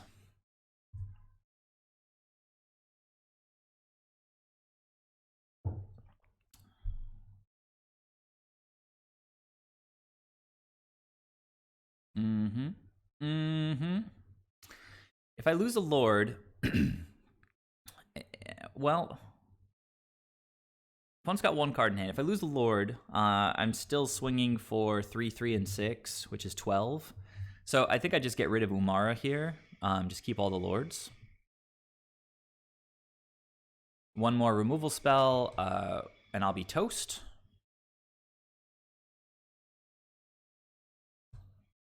But, yeah, I guess we'll see how it goes. If they've got a removal spell, I mean, we're not just dead immediately, but... So we do tick this up here, I think. Or not, because we can always play Spreading Seas. I'll say no. Alright, so Spreading Seas on whatever. Let's see what we draw. Opponent not F6'd. Alright, so we drew the 3-drop. Frustration. Can't see how we don't just go for the win here. Liliana's not really even doing anything. Can we win a game against Demir Mill? Not Demir Mill. Demir Rogues. We did it, guys. Yes. Lord or no Lord? The way this is going, I'm going to go ahead and say Lord. Drum roll. No Lord. Try again. Nope, no Lords. All right, so they're playing a bunch of creatures. Seems like Dismember is probably pretty good. I guess Relic is good because some of their creatures care about graveyard stuff. Well, it's kind of a creature deck, so I don't know that the forces are that awesome. They do have a bunch of removal. I could have the seas are pretty bad.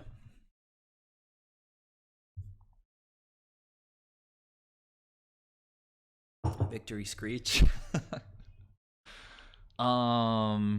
Whatever. No respect. I'm not bringing in any deprives. Just gonna play a bunch of Lords and win with Island Walk.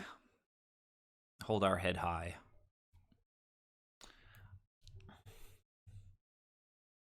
Okie dokie.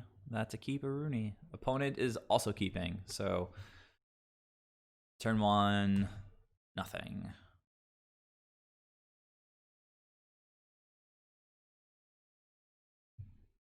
I kind of want them to display these cards differently. Like maybe they could do like a diagonal line through the middle or something. So that you could see that it's a land. Like but I guess if you're playing with sleeved up cards, you would only see, I don't know what you'd see. You'd probably be playing with a placeholder card, right? Rogue creatures enter the battlefield with extra counters. That's pretty sweet art. I love it. Deals combat damage. I discard a card, huh? No, all right. That seems pretty rough. Let's see if I can do anything about that. All right. Well, that means we're gonna get to Flicker soon.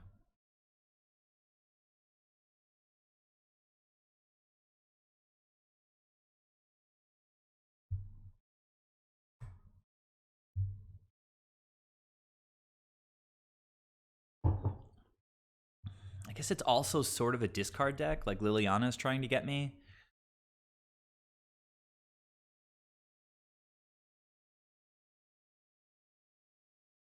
I mean, like, I could just easily just win this game with Lords, but we've got the Flicker combo. Hey, Glassful Mimic. I recognize that card. So this is slow out of the opponent. But that thing does have a +1 counter. It's going to make me start discarding. So,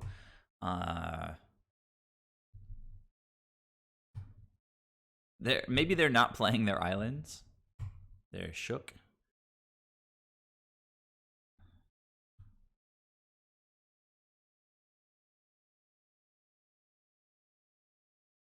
Maybe the discard is not that big of a deal since I've got like Silvergill and then I can flicker the Silvergill.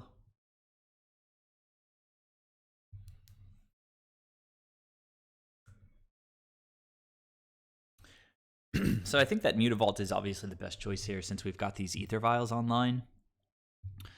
So I think I just want to just Violin Silvergill right now, draw a card, cast Flicker, flip Umara, blink Silvergill. Like, just don't give them any chance.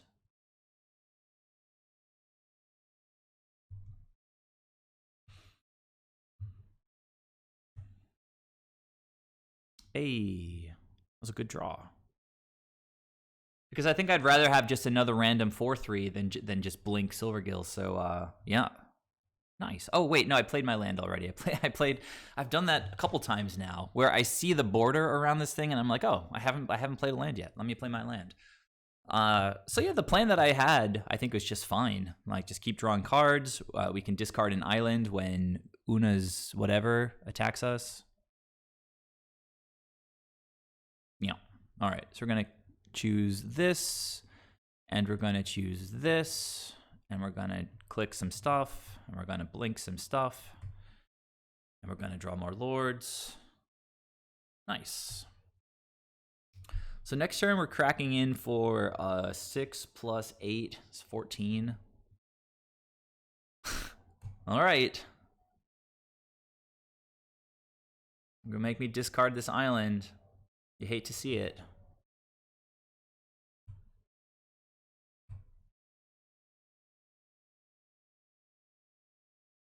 Oh no, 3 things are triggering. Because they all trigger when this thing hits me. So I have to discard 3 things. So discard, discard, discard. It's kind of all good. Like, it doesn't really matter. Discard. Discard. Discard, discard, and that card. Get it? All right, opponent. I'm not going to have Island Walk.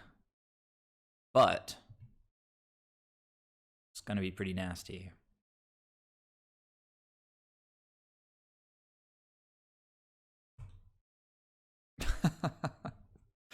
Oh, this deck is crazy. So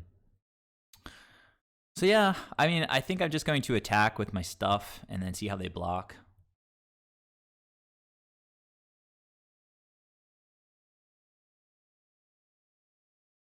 Attack.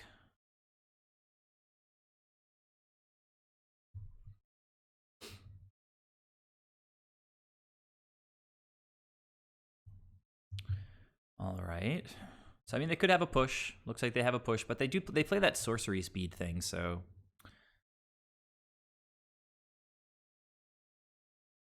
Uh-oh. I mean, I could just get like Damnation or something gross. But this, I can't even see the power and toughness. It's so tiny. Yeah, Fatal Push. Fair enough. All right, so I traded a creature. They're going to make me discard here. But the deck just seems to just like keep jamming lords into my hand, so.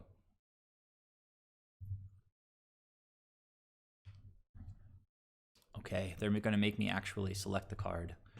Are we getting damnated? Fair game if that's actually how this goes down. I did take out my Spreading Seas.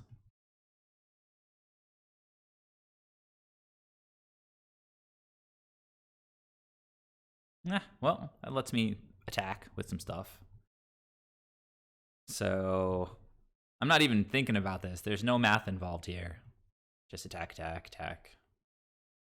If they've got some flash stuff, that's cool.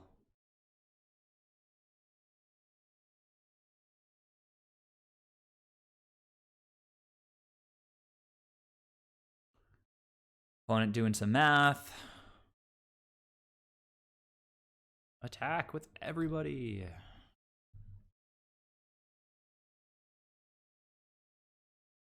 Mm-hmm.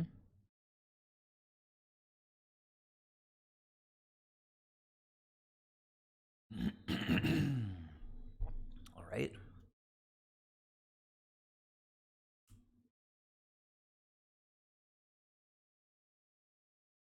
I think they might be toast here. Yeah. All right. So we beat the new kind of rogues deck. Rogues has been a thing, kind of, sort of, like it's been around the past, but now it's got access to some new toys, and people are messing with it a little bit more. As I mentioned, Saffron Olive ran into it in his recent video testing confusing or confounding conundrum. I'm going to guess that Waffle the Pug is not yet on the board. No disrespect, I'm not on the board either. All right, last round. So, against whom will we be paired? Maybe we just get repaired with Mr. Waffle the Pug. All right, Malaxi, unfamiliar name.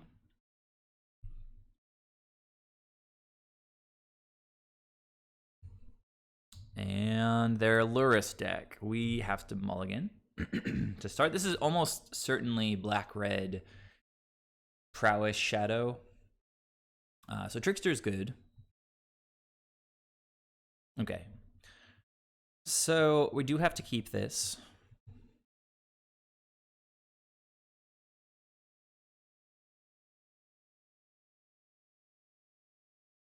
And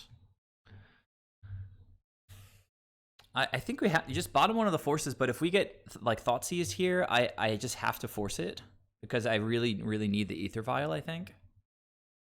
If I don't force it, I mean, we do have a couple lands and Glass Pool. Well, whatever. Let's see how it goes.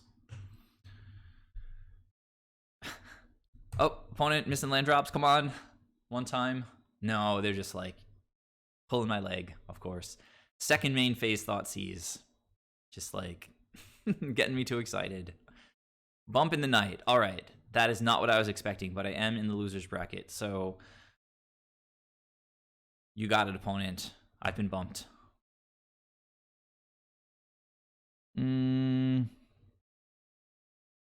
Yeah, probably not attacking with Mutavault next turn, so we're just going to play the Ether Vial.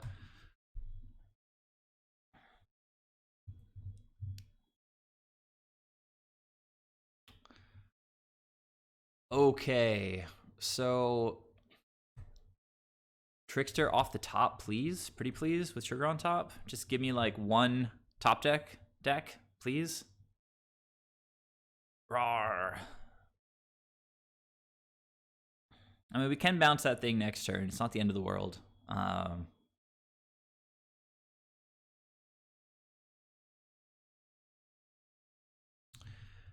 So play that Lord. Be ready to pitch the Glass Pool. So got 4 Tricksters in the deck. Everybody's talking about how good Trickster is in these matchups. I mean, look, you see Bump in the Night. It's not much of a mystery. I don't know. Were you calling it before we saw Bump in the Night?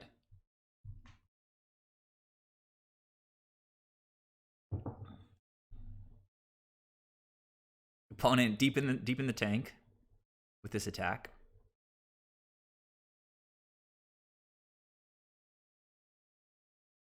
I mean, let me just take the damage. Next turn, we could just copy the Lord, Harbinger this thing, another Scourge, I guess. All right. They're tapped out. Do whatever I want here. Just like Trickster, copy the Trickster, that would be the best. So, one more time, deck. You've got another opportunity here. Trickster time.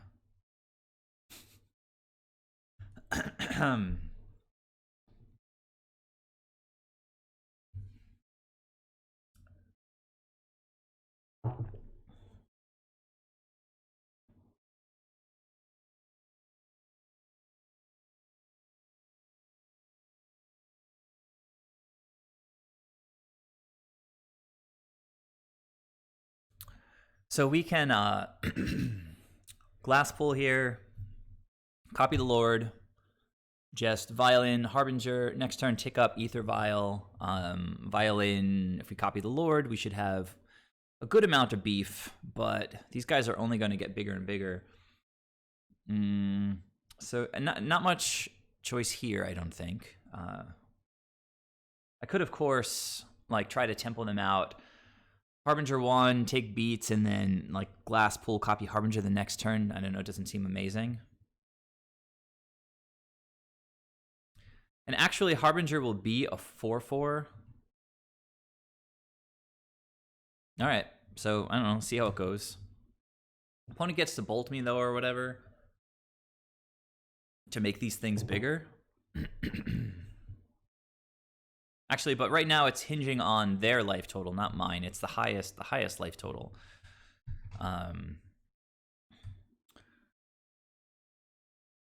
So if I bounce one, they're almost certainly just going to replay it. And if I block one, I can counter a bolt or something. So I think the play here is bounce one, block one, I guess. Bounce one, block one.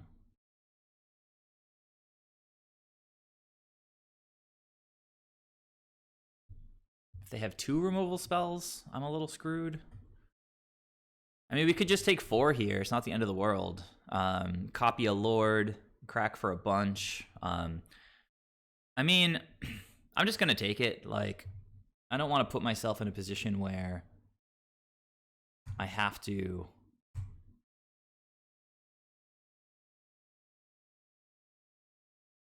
So they just recast this. Trickster is still a bomb top deck. All right, so Trickster... I will take this up to 3 because it's the only creature I have in my hand, and we have the Reges and everything. All right, good choice. So I think I'm just going to stay on the same plan here. Copy the Lord, copy the Lord. Both, I guess I will have 4 5/5 Lords. Actually seems pretty good.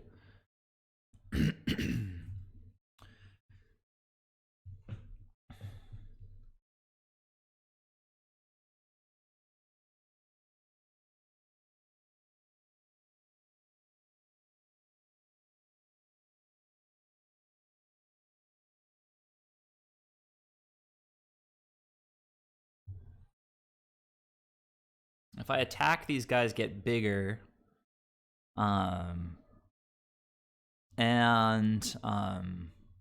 If they get bigger, then they live in combat. So it's... Imagine I attack and they block here. They take 8. Now the thing's going to be a 10-10. 10-10? Yeah, 10-10. So it won't die. But my Harbinger... my Harbinger won't die either. And then they attack with 2 10-10s. But they would be at 8.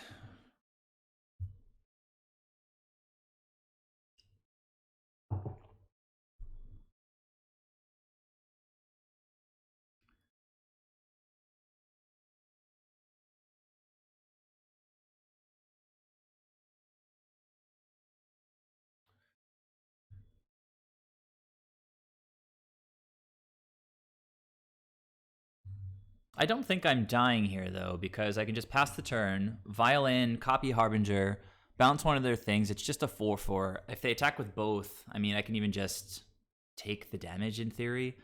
I don't think I have to attack here. Because if I do, again, it just makes their creatures bigger.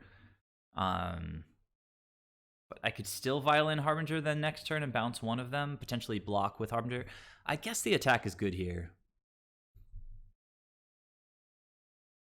Oh, if they can block and kill, they can kill a Lord, so this attack would be pretty poor. So if I attack with the Harbinger, no, yeah, if I attack with the Harbinger, if they block, it just dies. If they take it, they go to 11. These things become 9/9s.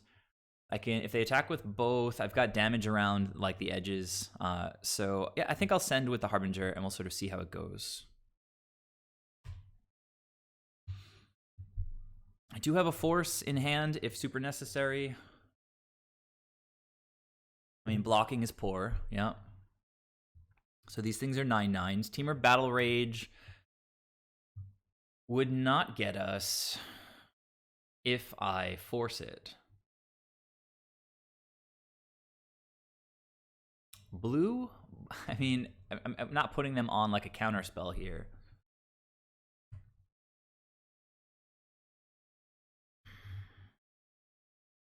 So if I vial this in and copy Harbinger and bounce one of them, and they Temur Battle Rage, it would be 18 points of damage. I would need to throw up some nice blocks. They have 3 mana up. I mean, this is the plan, I think. But then otherwise, yeah, they have like they're a burn deck, right? So I can't just go down to 1 or something like that. So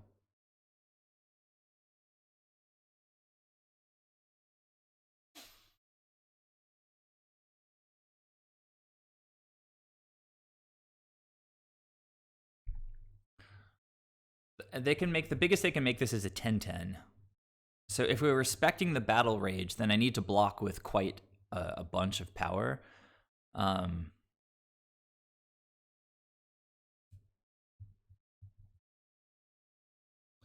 If I double block it, they make it a 10/10.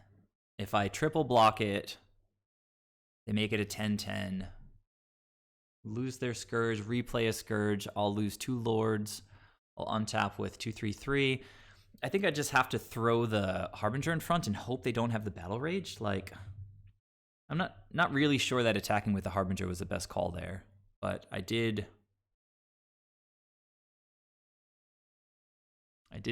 do it, so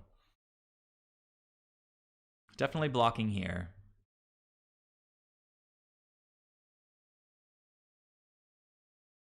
Yeah, I say okay, and then whatever. Oh, guys, it being this particular league, I'm pretty sure that they've got what they need. So the hand was quite nice. If I didn't attack with this Harbinger, I could have held it back and put up like a double block with the 2 5/5s. Still would have left me with a nice army to attack back with. So again, I'm not sure the Harbinger attack was correct, but I went with it. Opponent, I mean, they're super in the tank, but it's like, what is there to think about, right? Okay, they get to play 2 creatures here now, or 3 creatures, and they try to block, but well, I guess they don't try. Oh, now they're at 8. 2 blockers is not going to cut it, opponent. Not going to cut it. Oh, there's that Trickster, a little late to the game. All right, well, we got a game. Wish I had some Tidebinders, but we do have these Tricksters. So we managed to get game 1. Lord or no Lord? I'm going to go with no Lord here. Yep, no Lord. It's the safe call. Actually, we've got 12 Lords in the deck now, so odds are a little higher. I was asking people earlier what they think about this member. It's tricky. It's tricky against those Scourges. Anyhow, Ether Gust seems okay. Echoing Truth seems okay. I don't think this is a matchup where Relic matters. Like, imagine we're both at at 15, and they have a 5/5 Scourge. If I dismember it, it should kill it, right? Because it'll still be a 5/5. So I'll bring in the dismembers, and we'll see how it goes. I don't know how great forces are in the matchup. You definitely trim some of those. Once again, I think we can probably afford to trim on this package here. We're really looking to draw Tricksters more than anything else. Maybe Regery just dies to bolts, so I could traditionally trim some number of Regeries.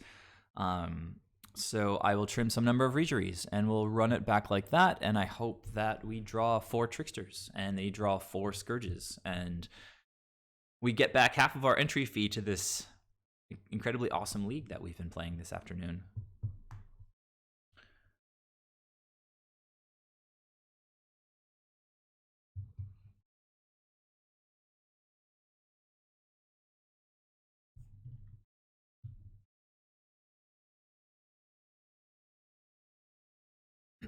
So the crazy aggro deck is going to be on the play.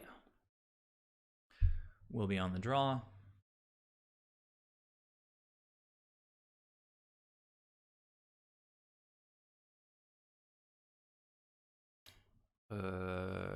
Okay, that is a Trickster. And we've got 2 lands, so I think we have to keep this. Opponent is, of course, keeping 7. I don't think we've had opponents mulligan once this entire league. In a single game. I'm not really exaggerating either. It's just I don't think any opponent has mulliganed once. And if they have, it's been like maybe once to 6. But again, I don't think so. Opponent in the tank. If they Inquisition me or something, like, would they take away the Trickster? Like, do they know about that interaction? Actually, a really good opponent yesterday didn't know about the interaction. Land? Please? Pretty please? This opponent just stops at the weirdest times. Another Trickster, yes. But now they're not going to have any Scourges. So we know that they know about one Trickster. Play the Scourge. Do it. Play the Scourge. No. Oh, guys, it's just like playing against regular burn now. Scourges are not in the house. So now the play, I guess, is just Trickster one of the Swift Spears and try to trade with a Goblin Guide next turn.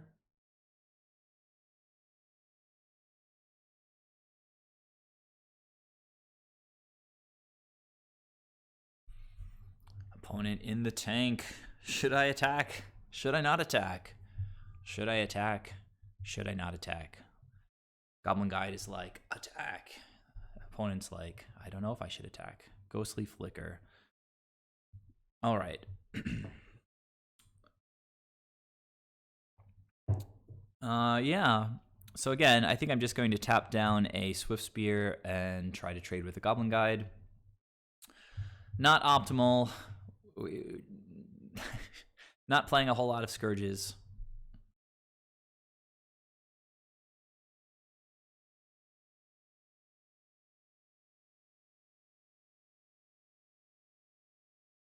Like, I guess a land is probably the best off the top for us. Speaking of lands, opponent does have their 3rd land. Spike the face. Opponent thinking about the prowess trigger, making sure it's exactly what he wants to do.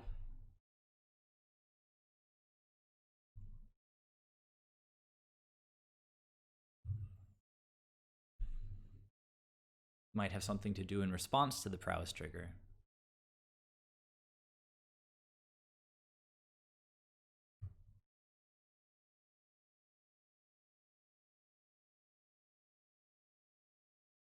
All right. Play our petty little merfolk. Tap down one of their creatures.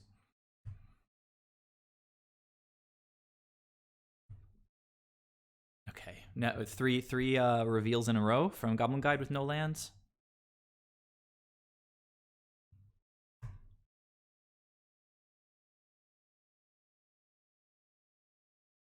Okay, so this is going to be a Scourge. We're going to kill it. It's going to feel good.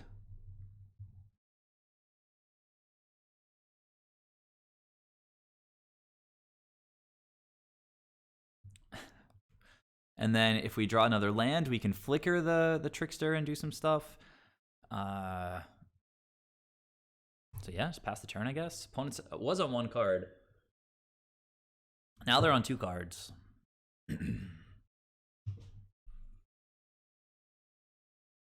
Triple Lava Spike with 2 cards in hand. Okay. Guess I let them attack here.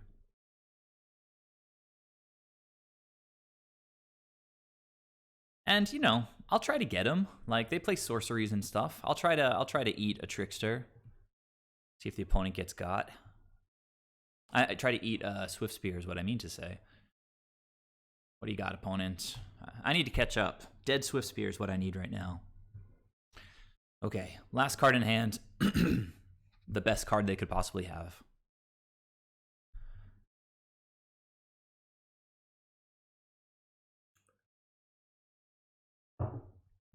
Opponent, once again, thinking very, very carefully about their prowess triggers. I go down to 6 and then 2, and I'm just dead on board, even to 1 power Swift Spears. Unless I draw exactly another Trickster, I guess, and they draw exactly nothing. No. Yeah, I guess that does it, sort of, kind of.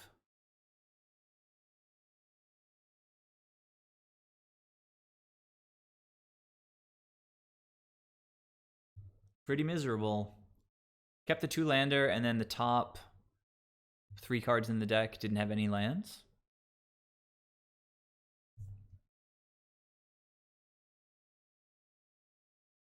Opponent once again in the tank. About what to do during my upkeep with 0 cards in hand.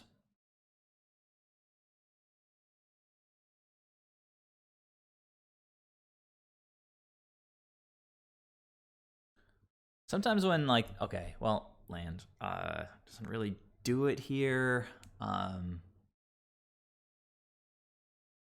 If I had any other creature on the board, it would be pretty nice, because I could, like, flicker a Trickster, flicker Umara, tap something, do some nice stuff, but I think I'm just dead. Block and take 2.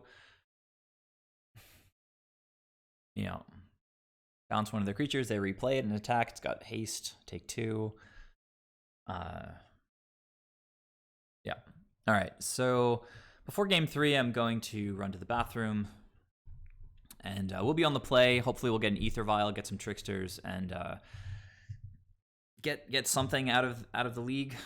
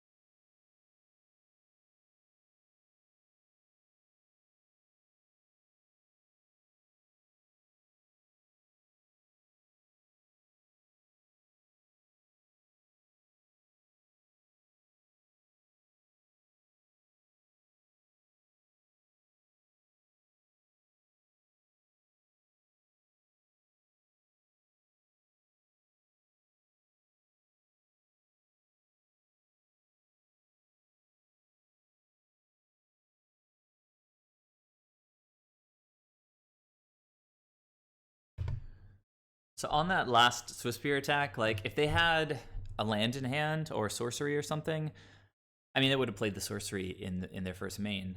But if they just had a land in hand off the top of the deck, then I would have eaten one of those Swift Spears, and instead of taking 7 that turn from the Lightning Bolt, I would have just taken 2 from the 2 Swift Spears. I would have eaten one of their creatures, and I drew the land. Flicker would have been online. I could have blinked the Trickster next turn. So it's really just the fact that the opponent had that extra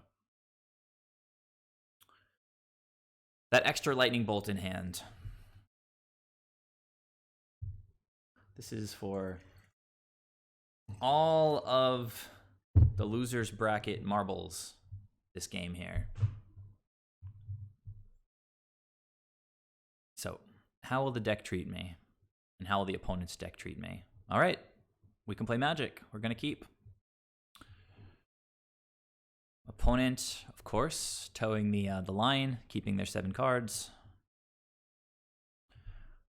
But at least, at least we get to do some stuff, guys. Let's see how it goes. Straight Tricksters off the top of the deck. Nothing but Tricksters all day, every day.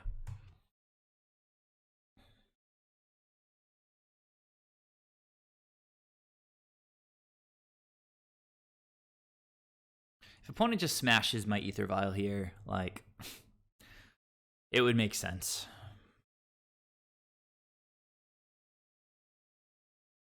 God, what are you thinking about? Okay.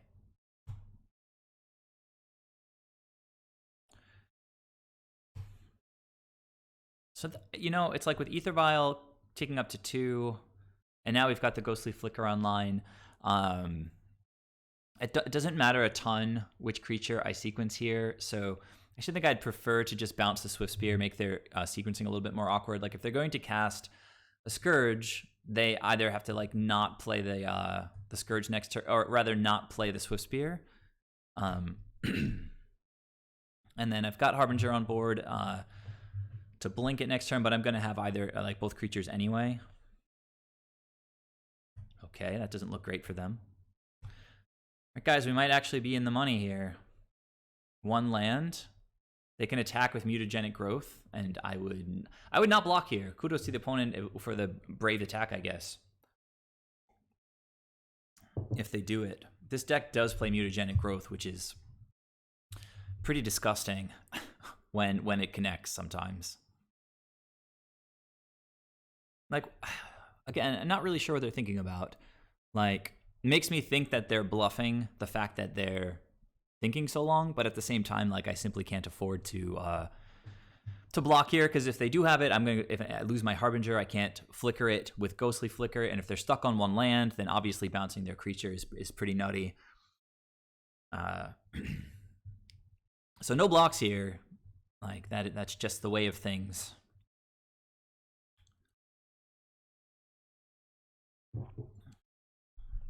And I think I'm probably just going to main phase the Ghostly Flicker, because we don't really want to let them untap and respond by killing something that we're trying to target with Ghostly Flicker. Opponent, are they salting out? Or are they strategizing? Okay, they chose not to attack. Interesting. So now we might hold up Ghostly Flicker. I was pretty convinced they were going to attack there. Oof, okay. So now I think we just play creatures. We hold up Dismember.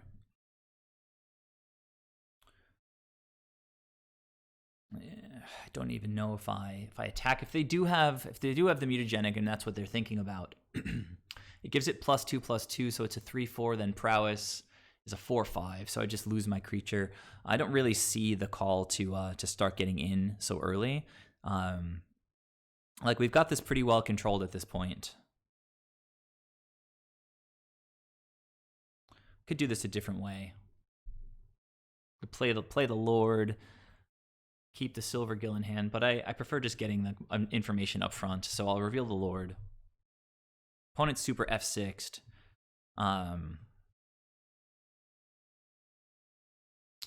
Actually think attacking here seems fine.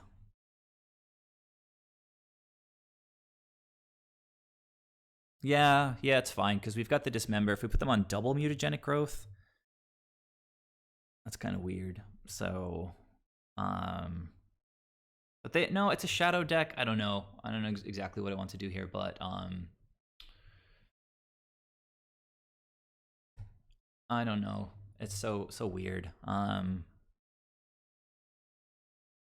feel like I don't really want to lower their life total for them here, so I will pass the turn.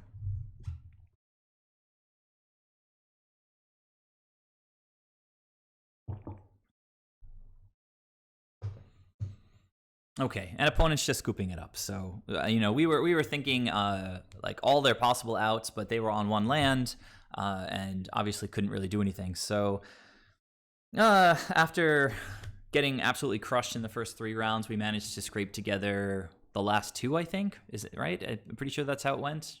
It's like 0-3 and then 2-0. I really like playing this build. I really like Ghostly Flicker. And I think pretty much every single game or close to it, we've had lands down, like the Umara Wizard, or I guess I should say Umara Falls, Umara Skyfalls, and Glasspool Shore down as lands. And so in those situations, like, Ghostly Flicker is pretty much always going to get value. Unless we only have, if we have no creatures and we have like mimics, then flipping them over is pretty bad. It doesn't really work. But it's a lot of fun. Now, playing Lords was nice this league. We had I think like a 1-turn window maybe where we could have ripped a Spreading Seas off the top to just steal that game against humans. It's possible they played the Meddling Mage ahead of when that opportunity would have presented itself, but I think we might have had an opportunity, and Reejeries were definitely getting in on that action, but I think I can say with some certainty that Master of Waves is probably just going to be better in this kind of a build. like it's like mono blue wants to slow things down with the tempo bears and the force of negations, get to 4 mana and just jam Master of Waves and hopefully win the game. Like one thing that mono blue should be able to hold over like the Simic variants is a more potent top end. Like one of the things that I've disliked about Simic forever is that, you know, you keep a hand with like 3 lands, couple lords, maybe a couple tempo bears, maybe a Kumena speaker. Opponent has 2 pieces of removal. They kill your 2 lords. Now you're left with a tempo bear and a 1-drop, you know, and it just peters out, doesn't really do very much of anything. With mono blue, in the same situation, you know, even if you don't have it in hand, you at least have the out to potentially top deck into Master of Waves. And if we're playing the 4 Master of Waves, I think I want all 4 Spreading Seas. So that means I'll bring in that Spreading Seas and Isotope. Thanks very much for the gift sub. That's very kind of you. Definitely appreciate it. And thanks to everybody for sticking with me through that grueling league. I mean, we were able to sort of stay positive and not get salty. I mean, sometimes you just have to sort of marvel at like how powerful your opponent's decks can be when they draw everything that they ever dreamed of. So maybe actually 4 Master of Waves might be a little bit over the top. I need to trim like a card. So I think 3 Ghostly Flickers is actually a nice place to be in the build. It's a card that we do want to see. We don't necessarily want to see multiples, but we do want to see it. So I think 3 is fine. I think maybe I'll just back off the Master of Waves and probably run it like this next time. You guys have any comments about the deck, about the build, about where Merfolk is in general right now? Thoughts in general about Magic? That stupid secret layer that was just spoiled with mechanically new cards being released through secret layer. And not just that, but like with this other franchise, like The Walking Dead, seems like a bad move. Not sure if you guys feel like chatting about that stuff.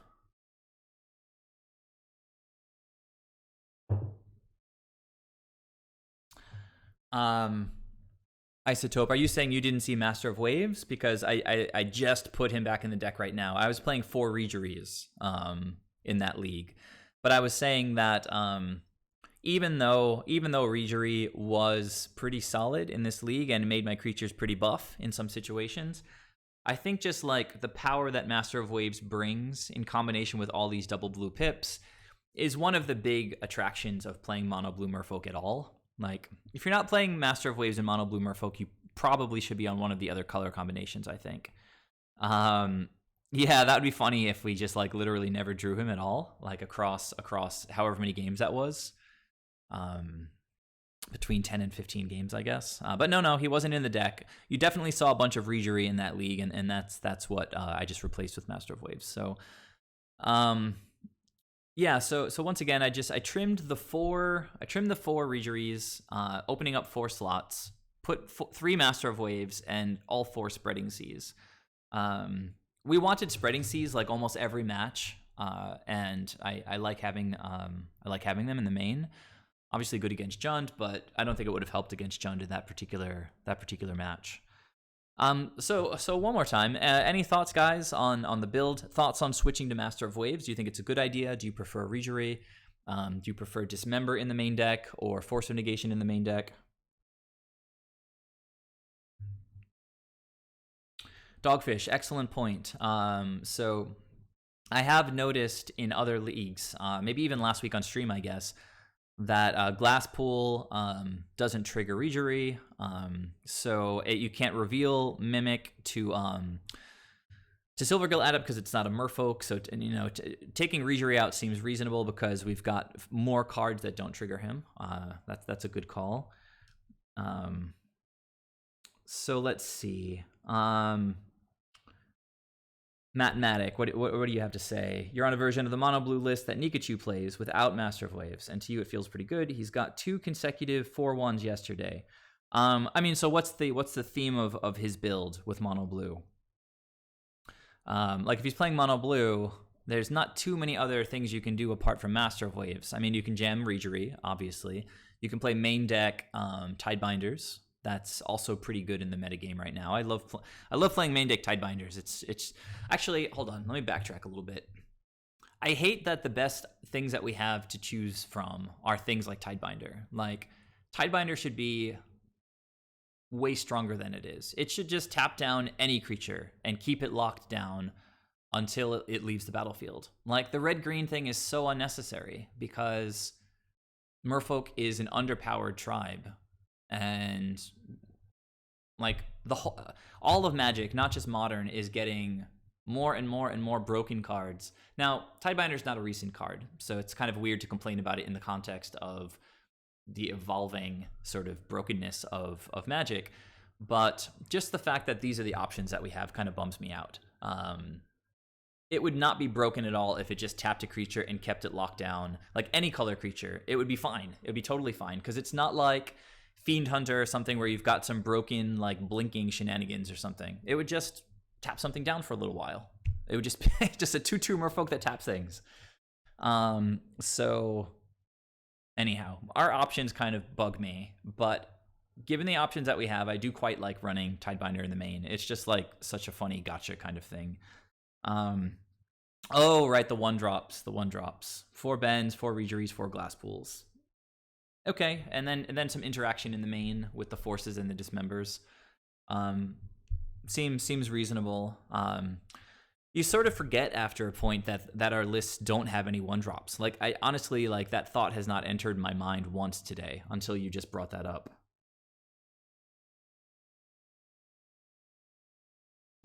That's funny. I don't think that really matters. The fact that he has the Lord painting in the background, he's always been a huge Merfolk fan. But yeah, I don't know. Like, things trending downward as far as, you know, the quality of products we're getting from Wizards.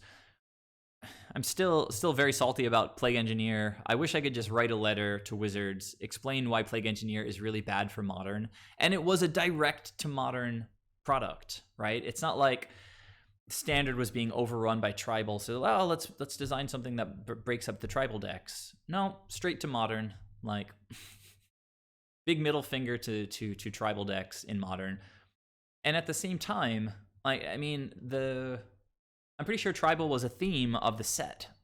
So not only did they just screw the whole format, but they sort of screwed the limited format by putting in something that just hoses one of the main archetypes of the draft environment, I think. What do I think about Curse Catcher? I'm so over all of our 1-drops. Like, I'm pretty jaded about, like, a lot of Merfolk stuff in general at this point, which I hate to be negative, guys, but like, Harbinger is a terrible Magic card. It's a really terrible Magic card, but, like, we have to play it because it's the best option that we have. You say, oh, well, it can bounce Death Shadows and stuff. Oh, like, amazing. Like, we bounce a Death Shadow, and then they pay a whole 1 mana, like, to get it back on the battlefield. Super cool. Or they attack with Mantis Rider, and it doesn't even tap to attack, and then Harbinger does nothing. This is a card that you would draft, and not even, like, first pick. It would be, like, I don't know, like 6th through 10th pick or something like that.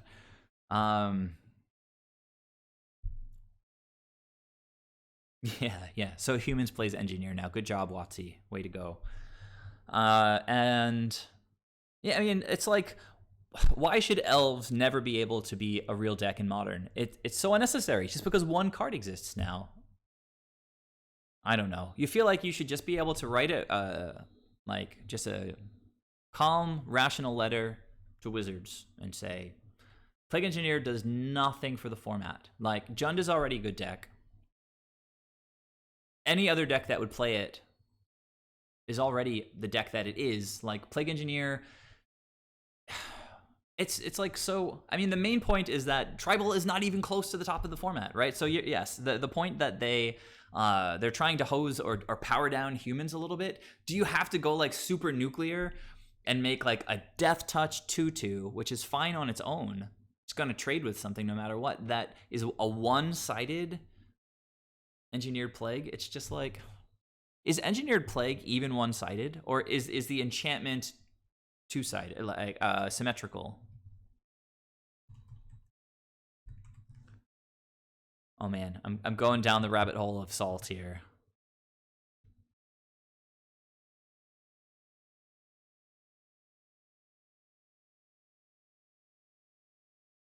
It's symmetrical.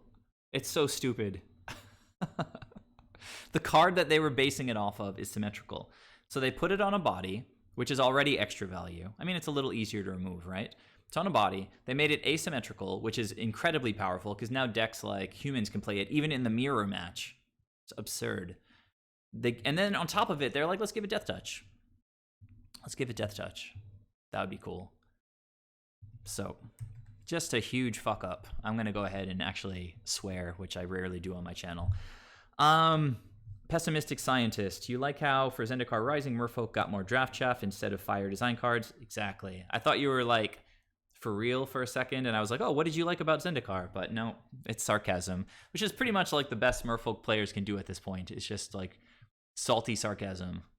It's like, I mean, the fact that Umara Wizard has some synergy with stuff like Ghostly Flicker is fun, but is it good? Is it going to advance the tribe and make it, you know, like actually a tier 2 contender and cement our position in the metagame? No, it's not going to do that. For those of you guys who haven't taken a look at the metagame standings lately, I mean, as of yesterday, I haven't looked today, but as of yesterday, Merfolk has 4 results in the most recent time period, and Soul Herder, the other deck that I play, this obscenely tier 3, tier 4 deck that, like, there's not 2 players in the world who play the same Soul Herder deck. Like, it's a complete brew, but Soul Herder has 5 results, right, in the last period. So Soul Herder is officially ahead of Merfolk in the metagame, so keep the Plague Engineers coming, Wizards. You're doing a great job with that stuff. So let's try to pivot to something slightly more positive. Anybody have anything happy to say about Merfolk or Magic in general? You guys been doing well. Have any of you been playing paper Magic? Do you have stores that are actually open now, or is everything still shut? Somebody asked me like way early in this stream if I play paper Magic, and I responded saying that I used to go to Modern Night, but the store that I used to play at moved more towards board games and moved away from Magic. There's another store that's actually closer to me than that one, but the scene at that closer store is like all 10-year-olds. So I don't want to be like the old dude like towering over a bunch of like 10-year-olds, like fireball. It becomes a little bit unbearable.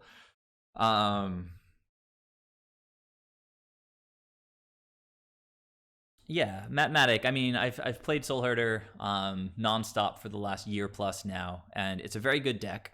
I'm not saying it shouldn't be winning.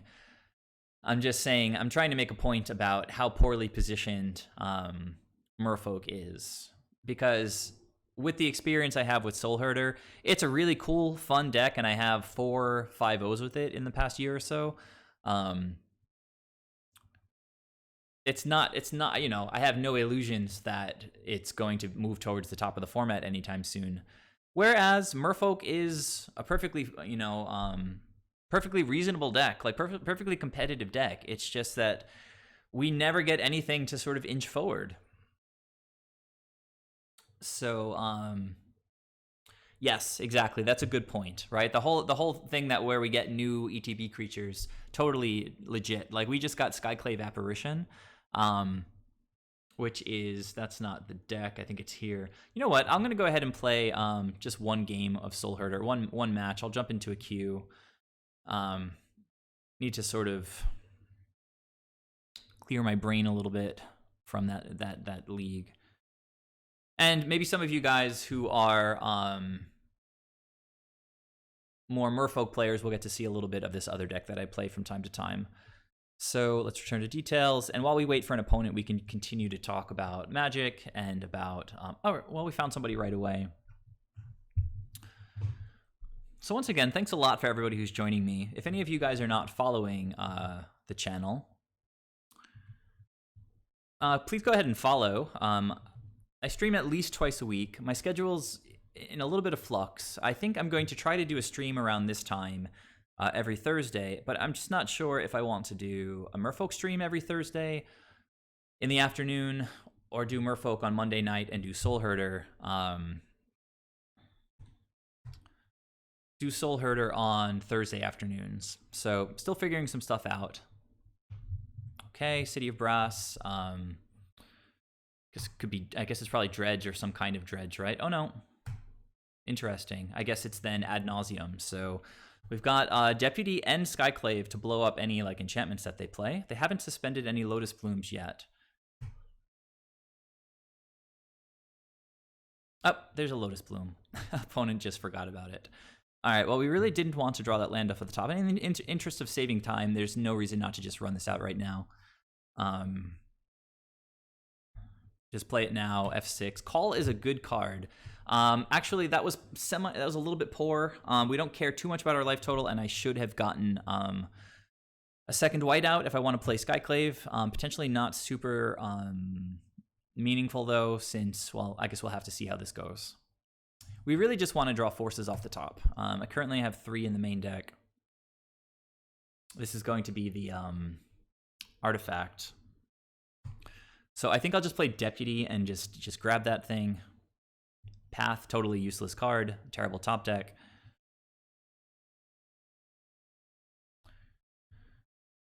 So, you know, I kept not knowing what the matchup was.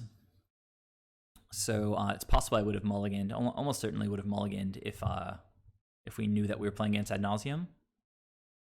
All right, so next turn Skyclave will be online. I think it's 2 turns away from the Lotus Bloom coming down.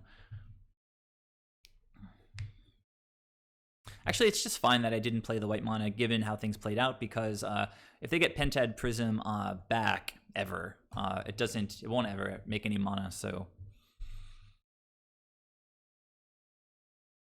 I guess we kind of want them to play like the Unlife here so that we can just blow it up.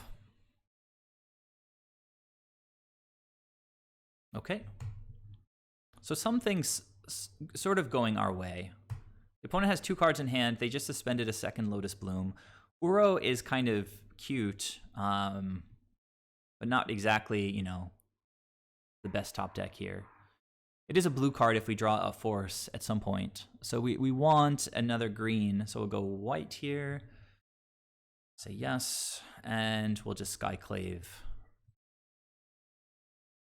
They're getting their Lotus Bloom next turn. So if they have Ad Nauseam, oh, Pact.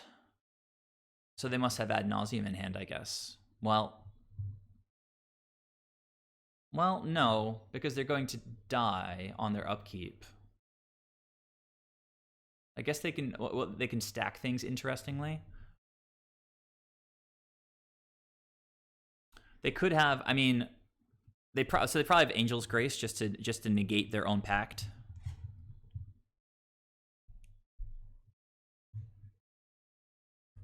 Or are they just going to crack their Lotus Blooms to pay for the pact?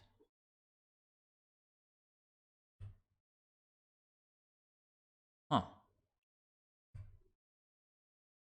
All right, Lotus Bloom. So they've got exactly 1 card in hand. And it's Angel's Grace. Okay. So they're going to draw for the turn. They have exactly enough mana to kill me.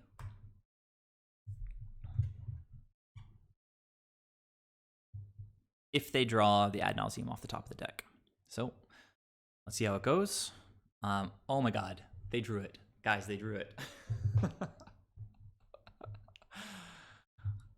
Did they scry? Did they know that was coming? I don't think they scried since the first turn, right? I don't think they knew that this was on the top of the deck. I think they just naturally drew it with Xaxis mana and exactly 1 card that could win the game off the top of the deck. If I got to untap, I could have Eladamri's called for Venser just to get a little more interaction.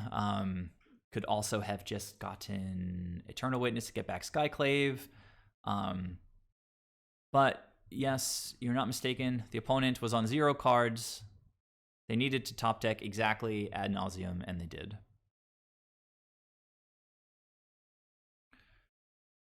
Okay, so they're going to play Pentad Prism, play Thassa's Oracle, and win the game.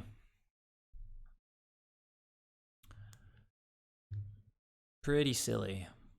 But I don't know. We did draw a Path to Exile, which is pointless. Opponent had a Pact for my Skyclave, which was really unnecessary because they had the Angel's Grace.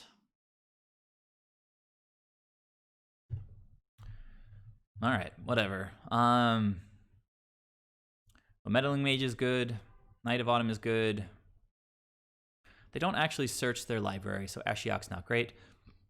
Bring in the 4th Force. Take out all 3 paths.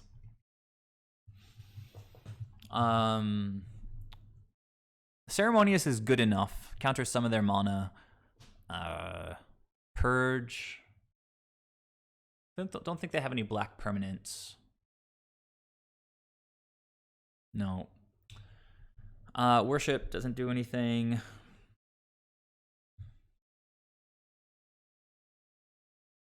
Yeah, that top deck was pretty stupid. Uro is a little silly in the matchup. Teferi's awesome because it stops their Lotus Blooms from coming off suspend and also lets us just counter anything that we want.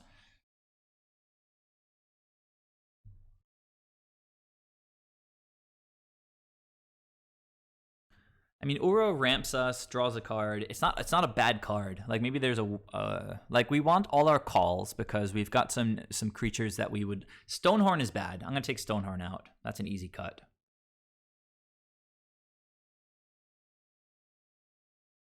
If they have packs, then Veil can fight that. Maybe Veil is worth bringing in the matchup. What would I trim?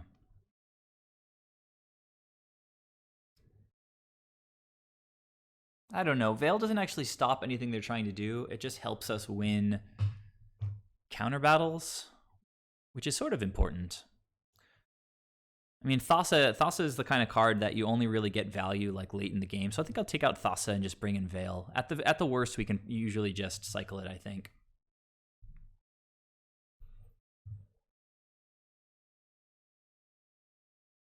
Yeah, we got the opponent empty-handed to a situation where they needed to top deck, and they did.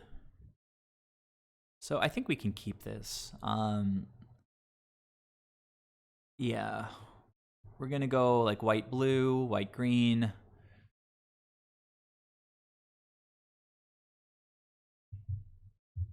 I don't even care to time this like how I usually would. White-blue. Just don't want to waste any time at this point.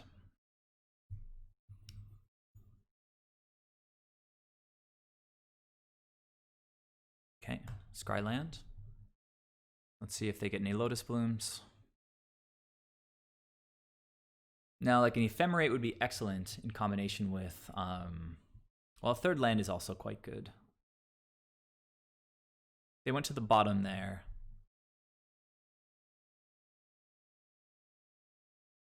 So as I said, green-white here.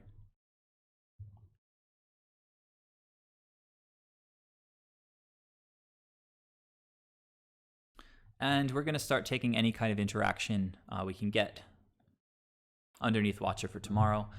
We do need some kind of blink to get to these cards underneath him. So maybe like a Soul Herder.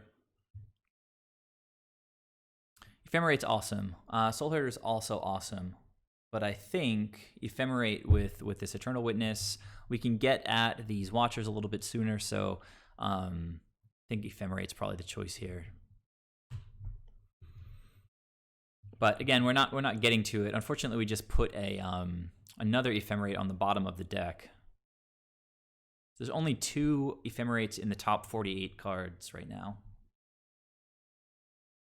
Oh, we do get to blow up their thingy unless they packed me again, which would be sort of obnoxious.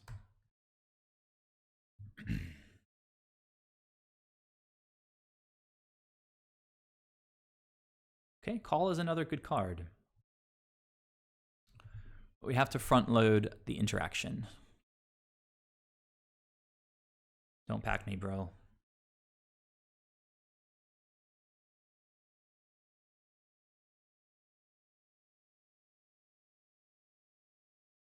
All right, so we got 3 lands. We don't have double green for Witness, but there's really nothing in the yard that we want at this point. Some people have been messing around with playing with some number of Glasspool Mimics in this deck as a blue source that you can actually fetch with Eladamri's Call, which it's pretty tech, but it's super slow.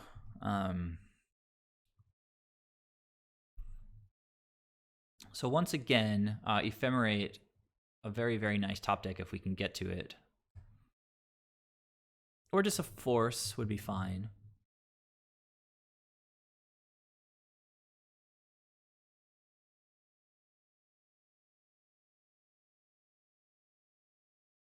Opponent thinking. Thinking.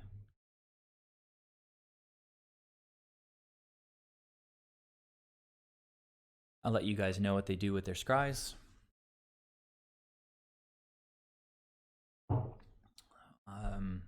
They seem conflicted. This is taking a while.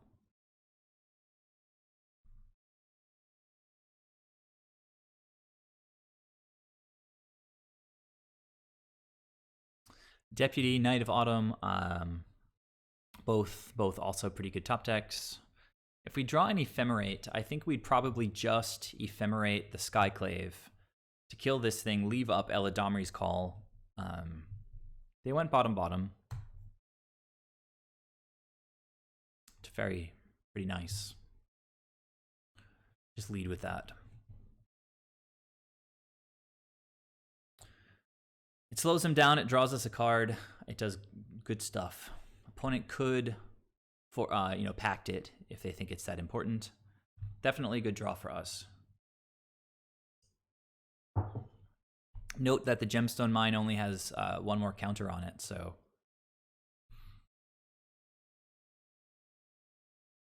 seems pretty pactable if they have the Angel's Grace in hand, but just gonna have to wait and see. We still have 4 forces in the deck. We haven't shuffled, so remember there's still only 2 Ephemerates in the top 46 cards, since one of them is down at the bottom. Or no, it's 3 cards at the bottom, so we don't actually know where Ephemerate is sitting down at the bottom, so let's say 2, it's got to be 2 Ephemerates in the top 43 cards. No, 44 cards. Land, maybe? Oh, it's interaction, but getting pretty land screwed here.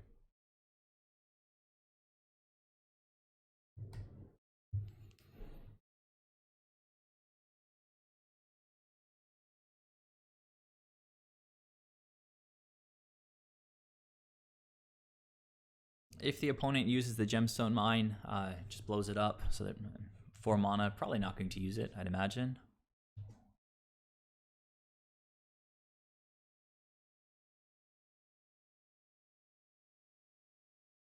Pretty awkward hand here, all told. So once again, like Knight off the top would be pretty sick. Even Deputy, Ephemerate, also very good. Another Teferi, that's fun. So let's tick up. We're not going to play any sorceries on their turn, I don't think, but might as well do it. Just bouncing their Unlife. Again, just trying to draw a land here, trying to draw a force here. We are going to keep this one, obviously. Ugh, okay. Been a weird afternoon of Magic. We are a game in the hole here, so sort of have to win this one. Opponent with Scryland, almost certainly going to follow up with the Unlife again.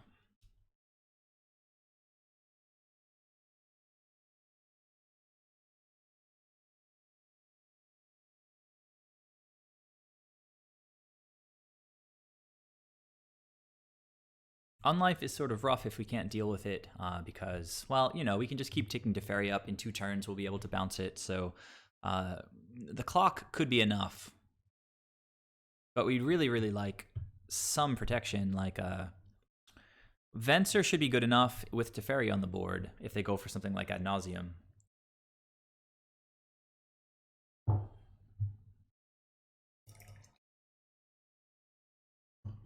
They went top with that, so we see the Unlife. They pass the turn, I'm sure. Okay, so we found a land. We can shuffle that Ephemerate back into the mix. And again, that turns Venser on. So, you know, with Teferi on the board, we can let them resolve an Ad Nauseam. We can let them resolve an Ad Nauseam. They go to some negative life total, and I can just bounce Phyrexian Unlife. Seems fine.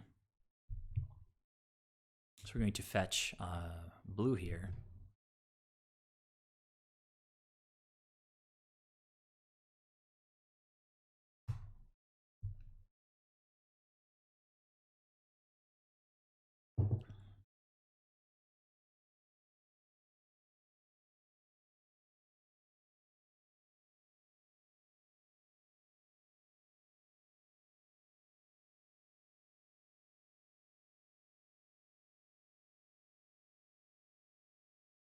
Teferi feeling pretty good in this spot.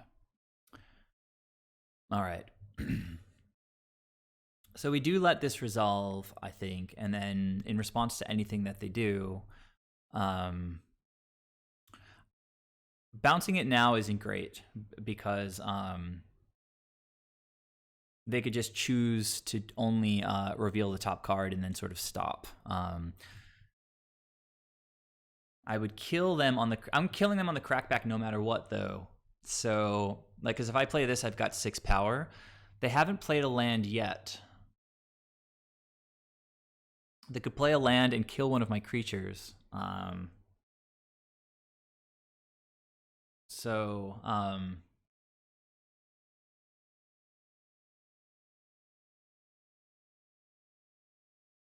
I've got Teferi on the board.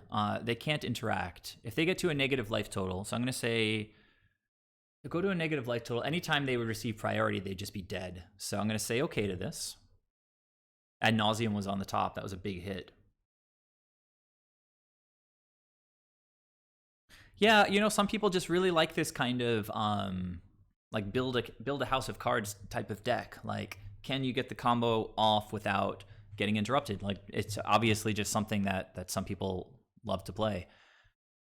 It doesn't appeal to me at all. Super boring. So now it doesn't really matter what the opponent does. They can play Thassa's Oracle. Yeah, no, I got you. They can play Thassa's Oracle with the Oracle even on the stack. Even its ability could be on the stack. I'm going to bounce the Unlife, and then when the opponent gets priority back, they die because they have negative life.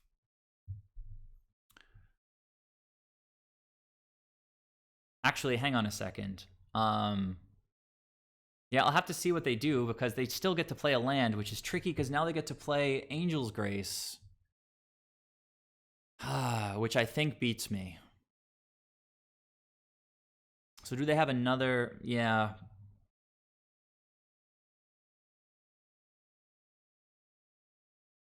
They're playing Angel's Grace. Guys, I'm so stupid.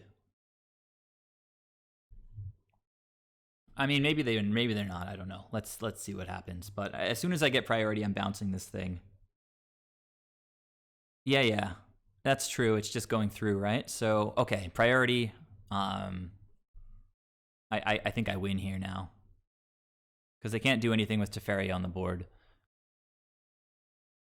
And so the thing about Angel's Grace is it has split second, so I wouldn't be able to respond to it.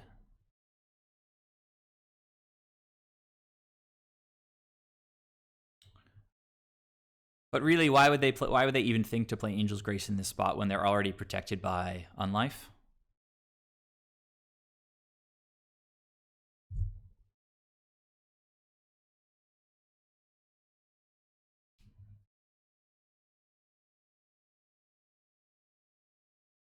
So yeah, this is just GG because they're gonna die as soon as the Unlife is off the battlefield.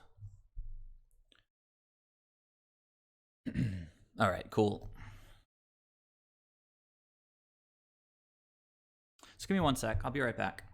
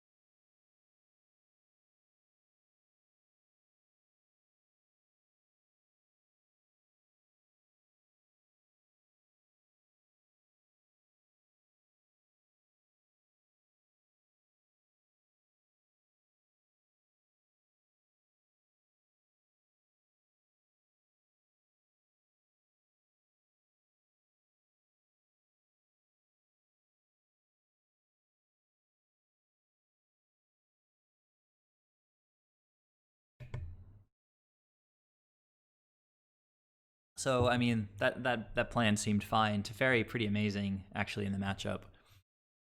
Slows them down by bouncing their stuff, and then just makes it impossible for them to interact with our counter spells, and stuff like Venser.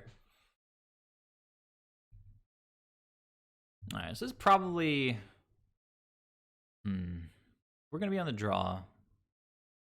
All my opponents have been keeping 7 all day.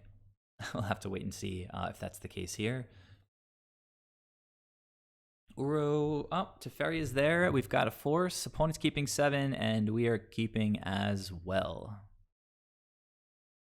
We do have to keep Skyclave in mind, so we're definitely going to want to have access to...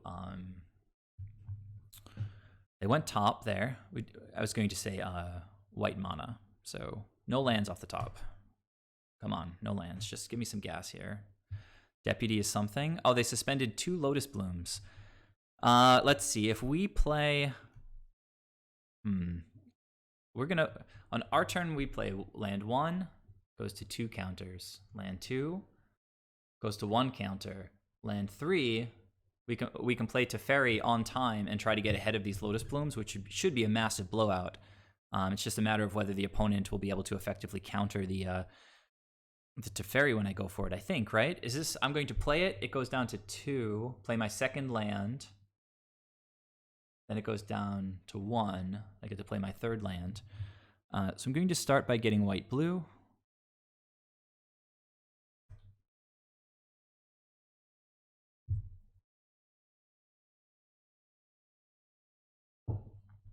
I mean, this is the kind of hand like that ad nauseum can even keep like a 1-lander or something. But they did go top, so you'd assume they have their second land drop to make here. And they do.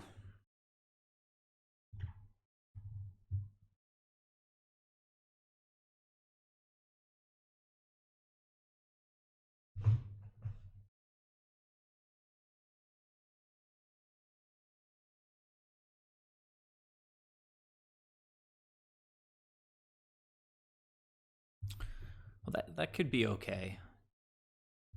Down the road. Just gonna pass here.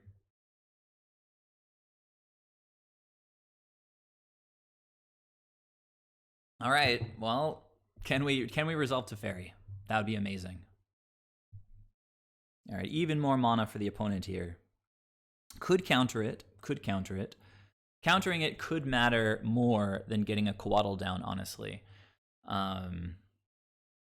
Because if we get to kill these Lotus Blooms, then I think we're sort of golden.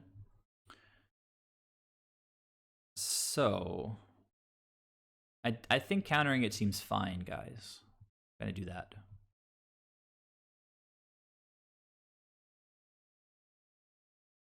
All right, so really want this Teferi to resolve.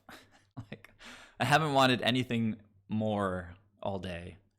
So please, deck, if you're listening, all I want for Christmas is to resolve Teferi.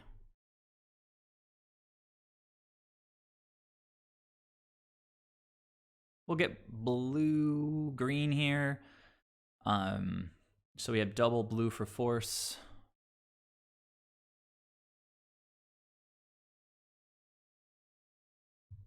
Come on. Come on.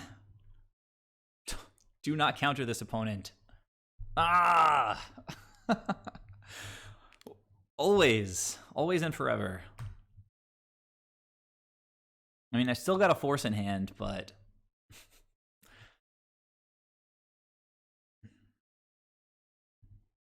Angel's Grace we can't force because it's got split second.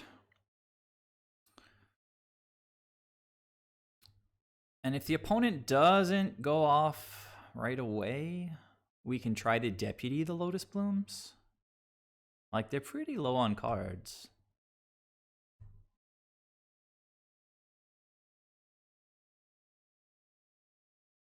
Oh, are they going to try to win in response to this pact? Like, say they don't have... No, they must have the Angel's Grace. They must. Otherwise, the pact would just kill them, which would be pretty stupid. Yeah. Okay, well, 2 cards left in hand.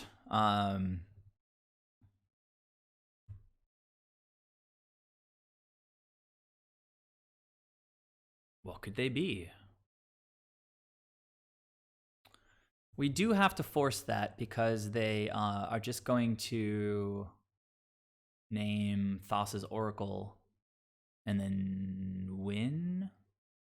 No, they have to name. No, they have to have the Thassa's Oracle in hand right now because they have to just draw their whole deck. So they name like Primeval Titan with Spoils of the Vault.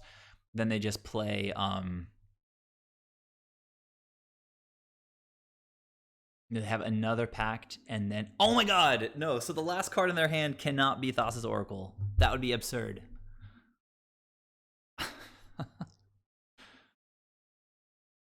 Oh, they're just searching for Ad Nauseam. They're just searching for Ad Nauseam. It just wins the game. Hey, Motown. No, it's just like the stupidest magic, like, all day. Like, opponents just having the most absurd... What did they just draw? Okay, so... They searched for... Oh, they searched for Ad Nauseam, and it only took them 5 cards to find it. So, they had double pact with the combo by turn 4. Threw a counter spell.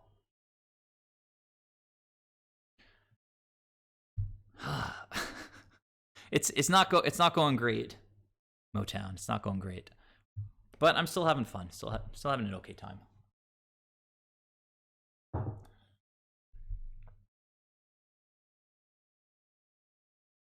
Just going to make the opponent play their Thassa's Oracle, and then... blah. Ridiculous. Ridiculous. Double force, double pact through... Double... Alright, what am I trying to say? Double pact, turn 4 win. They pacted both of my forms of interaction.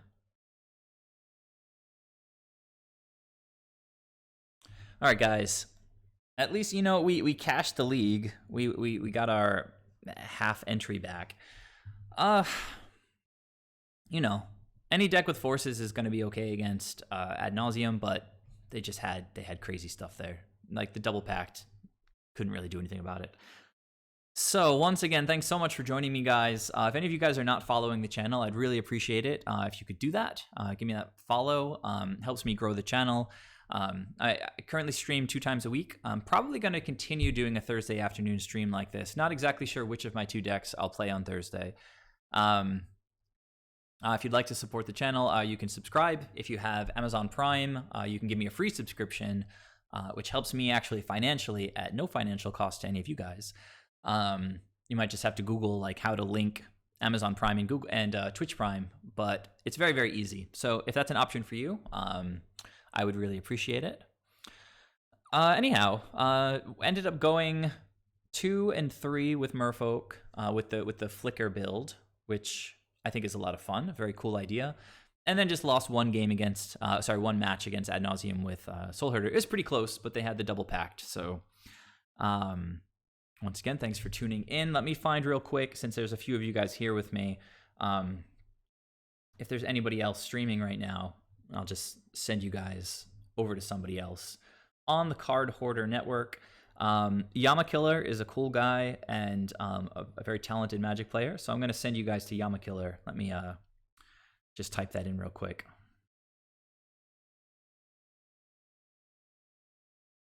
All right, so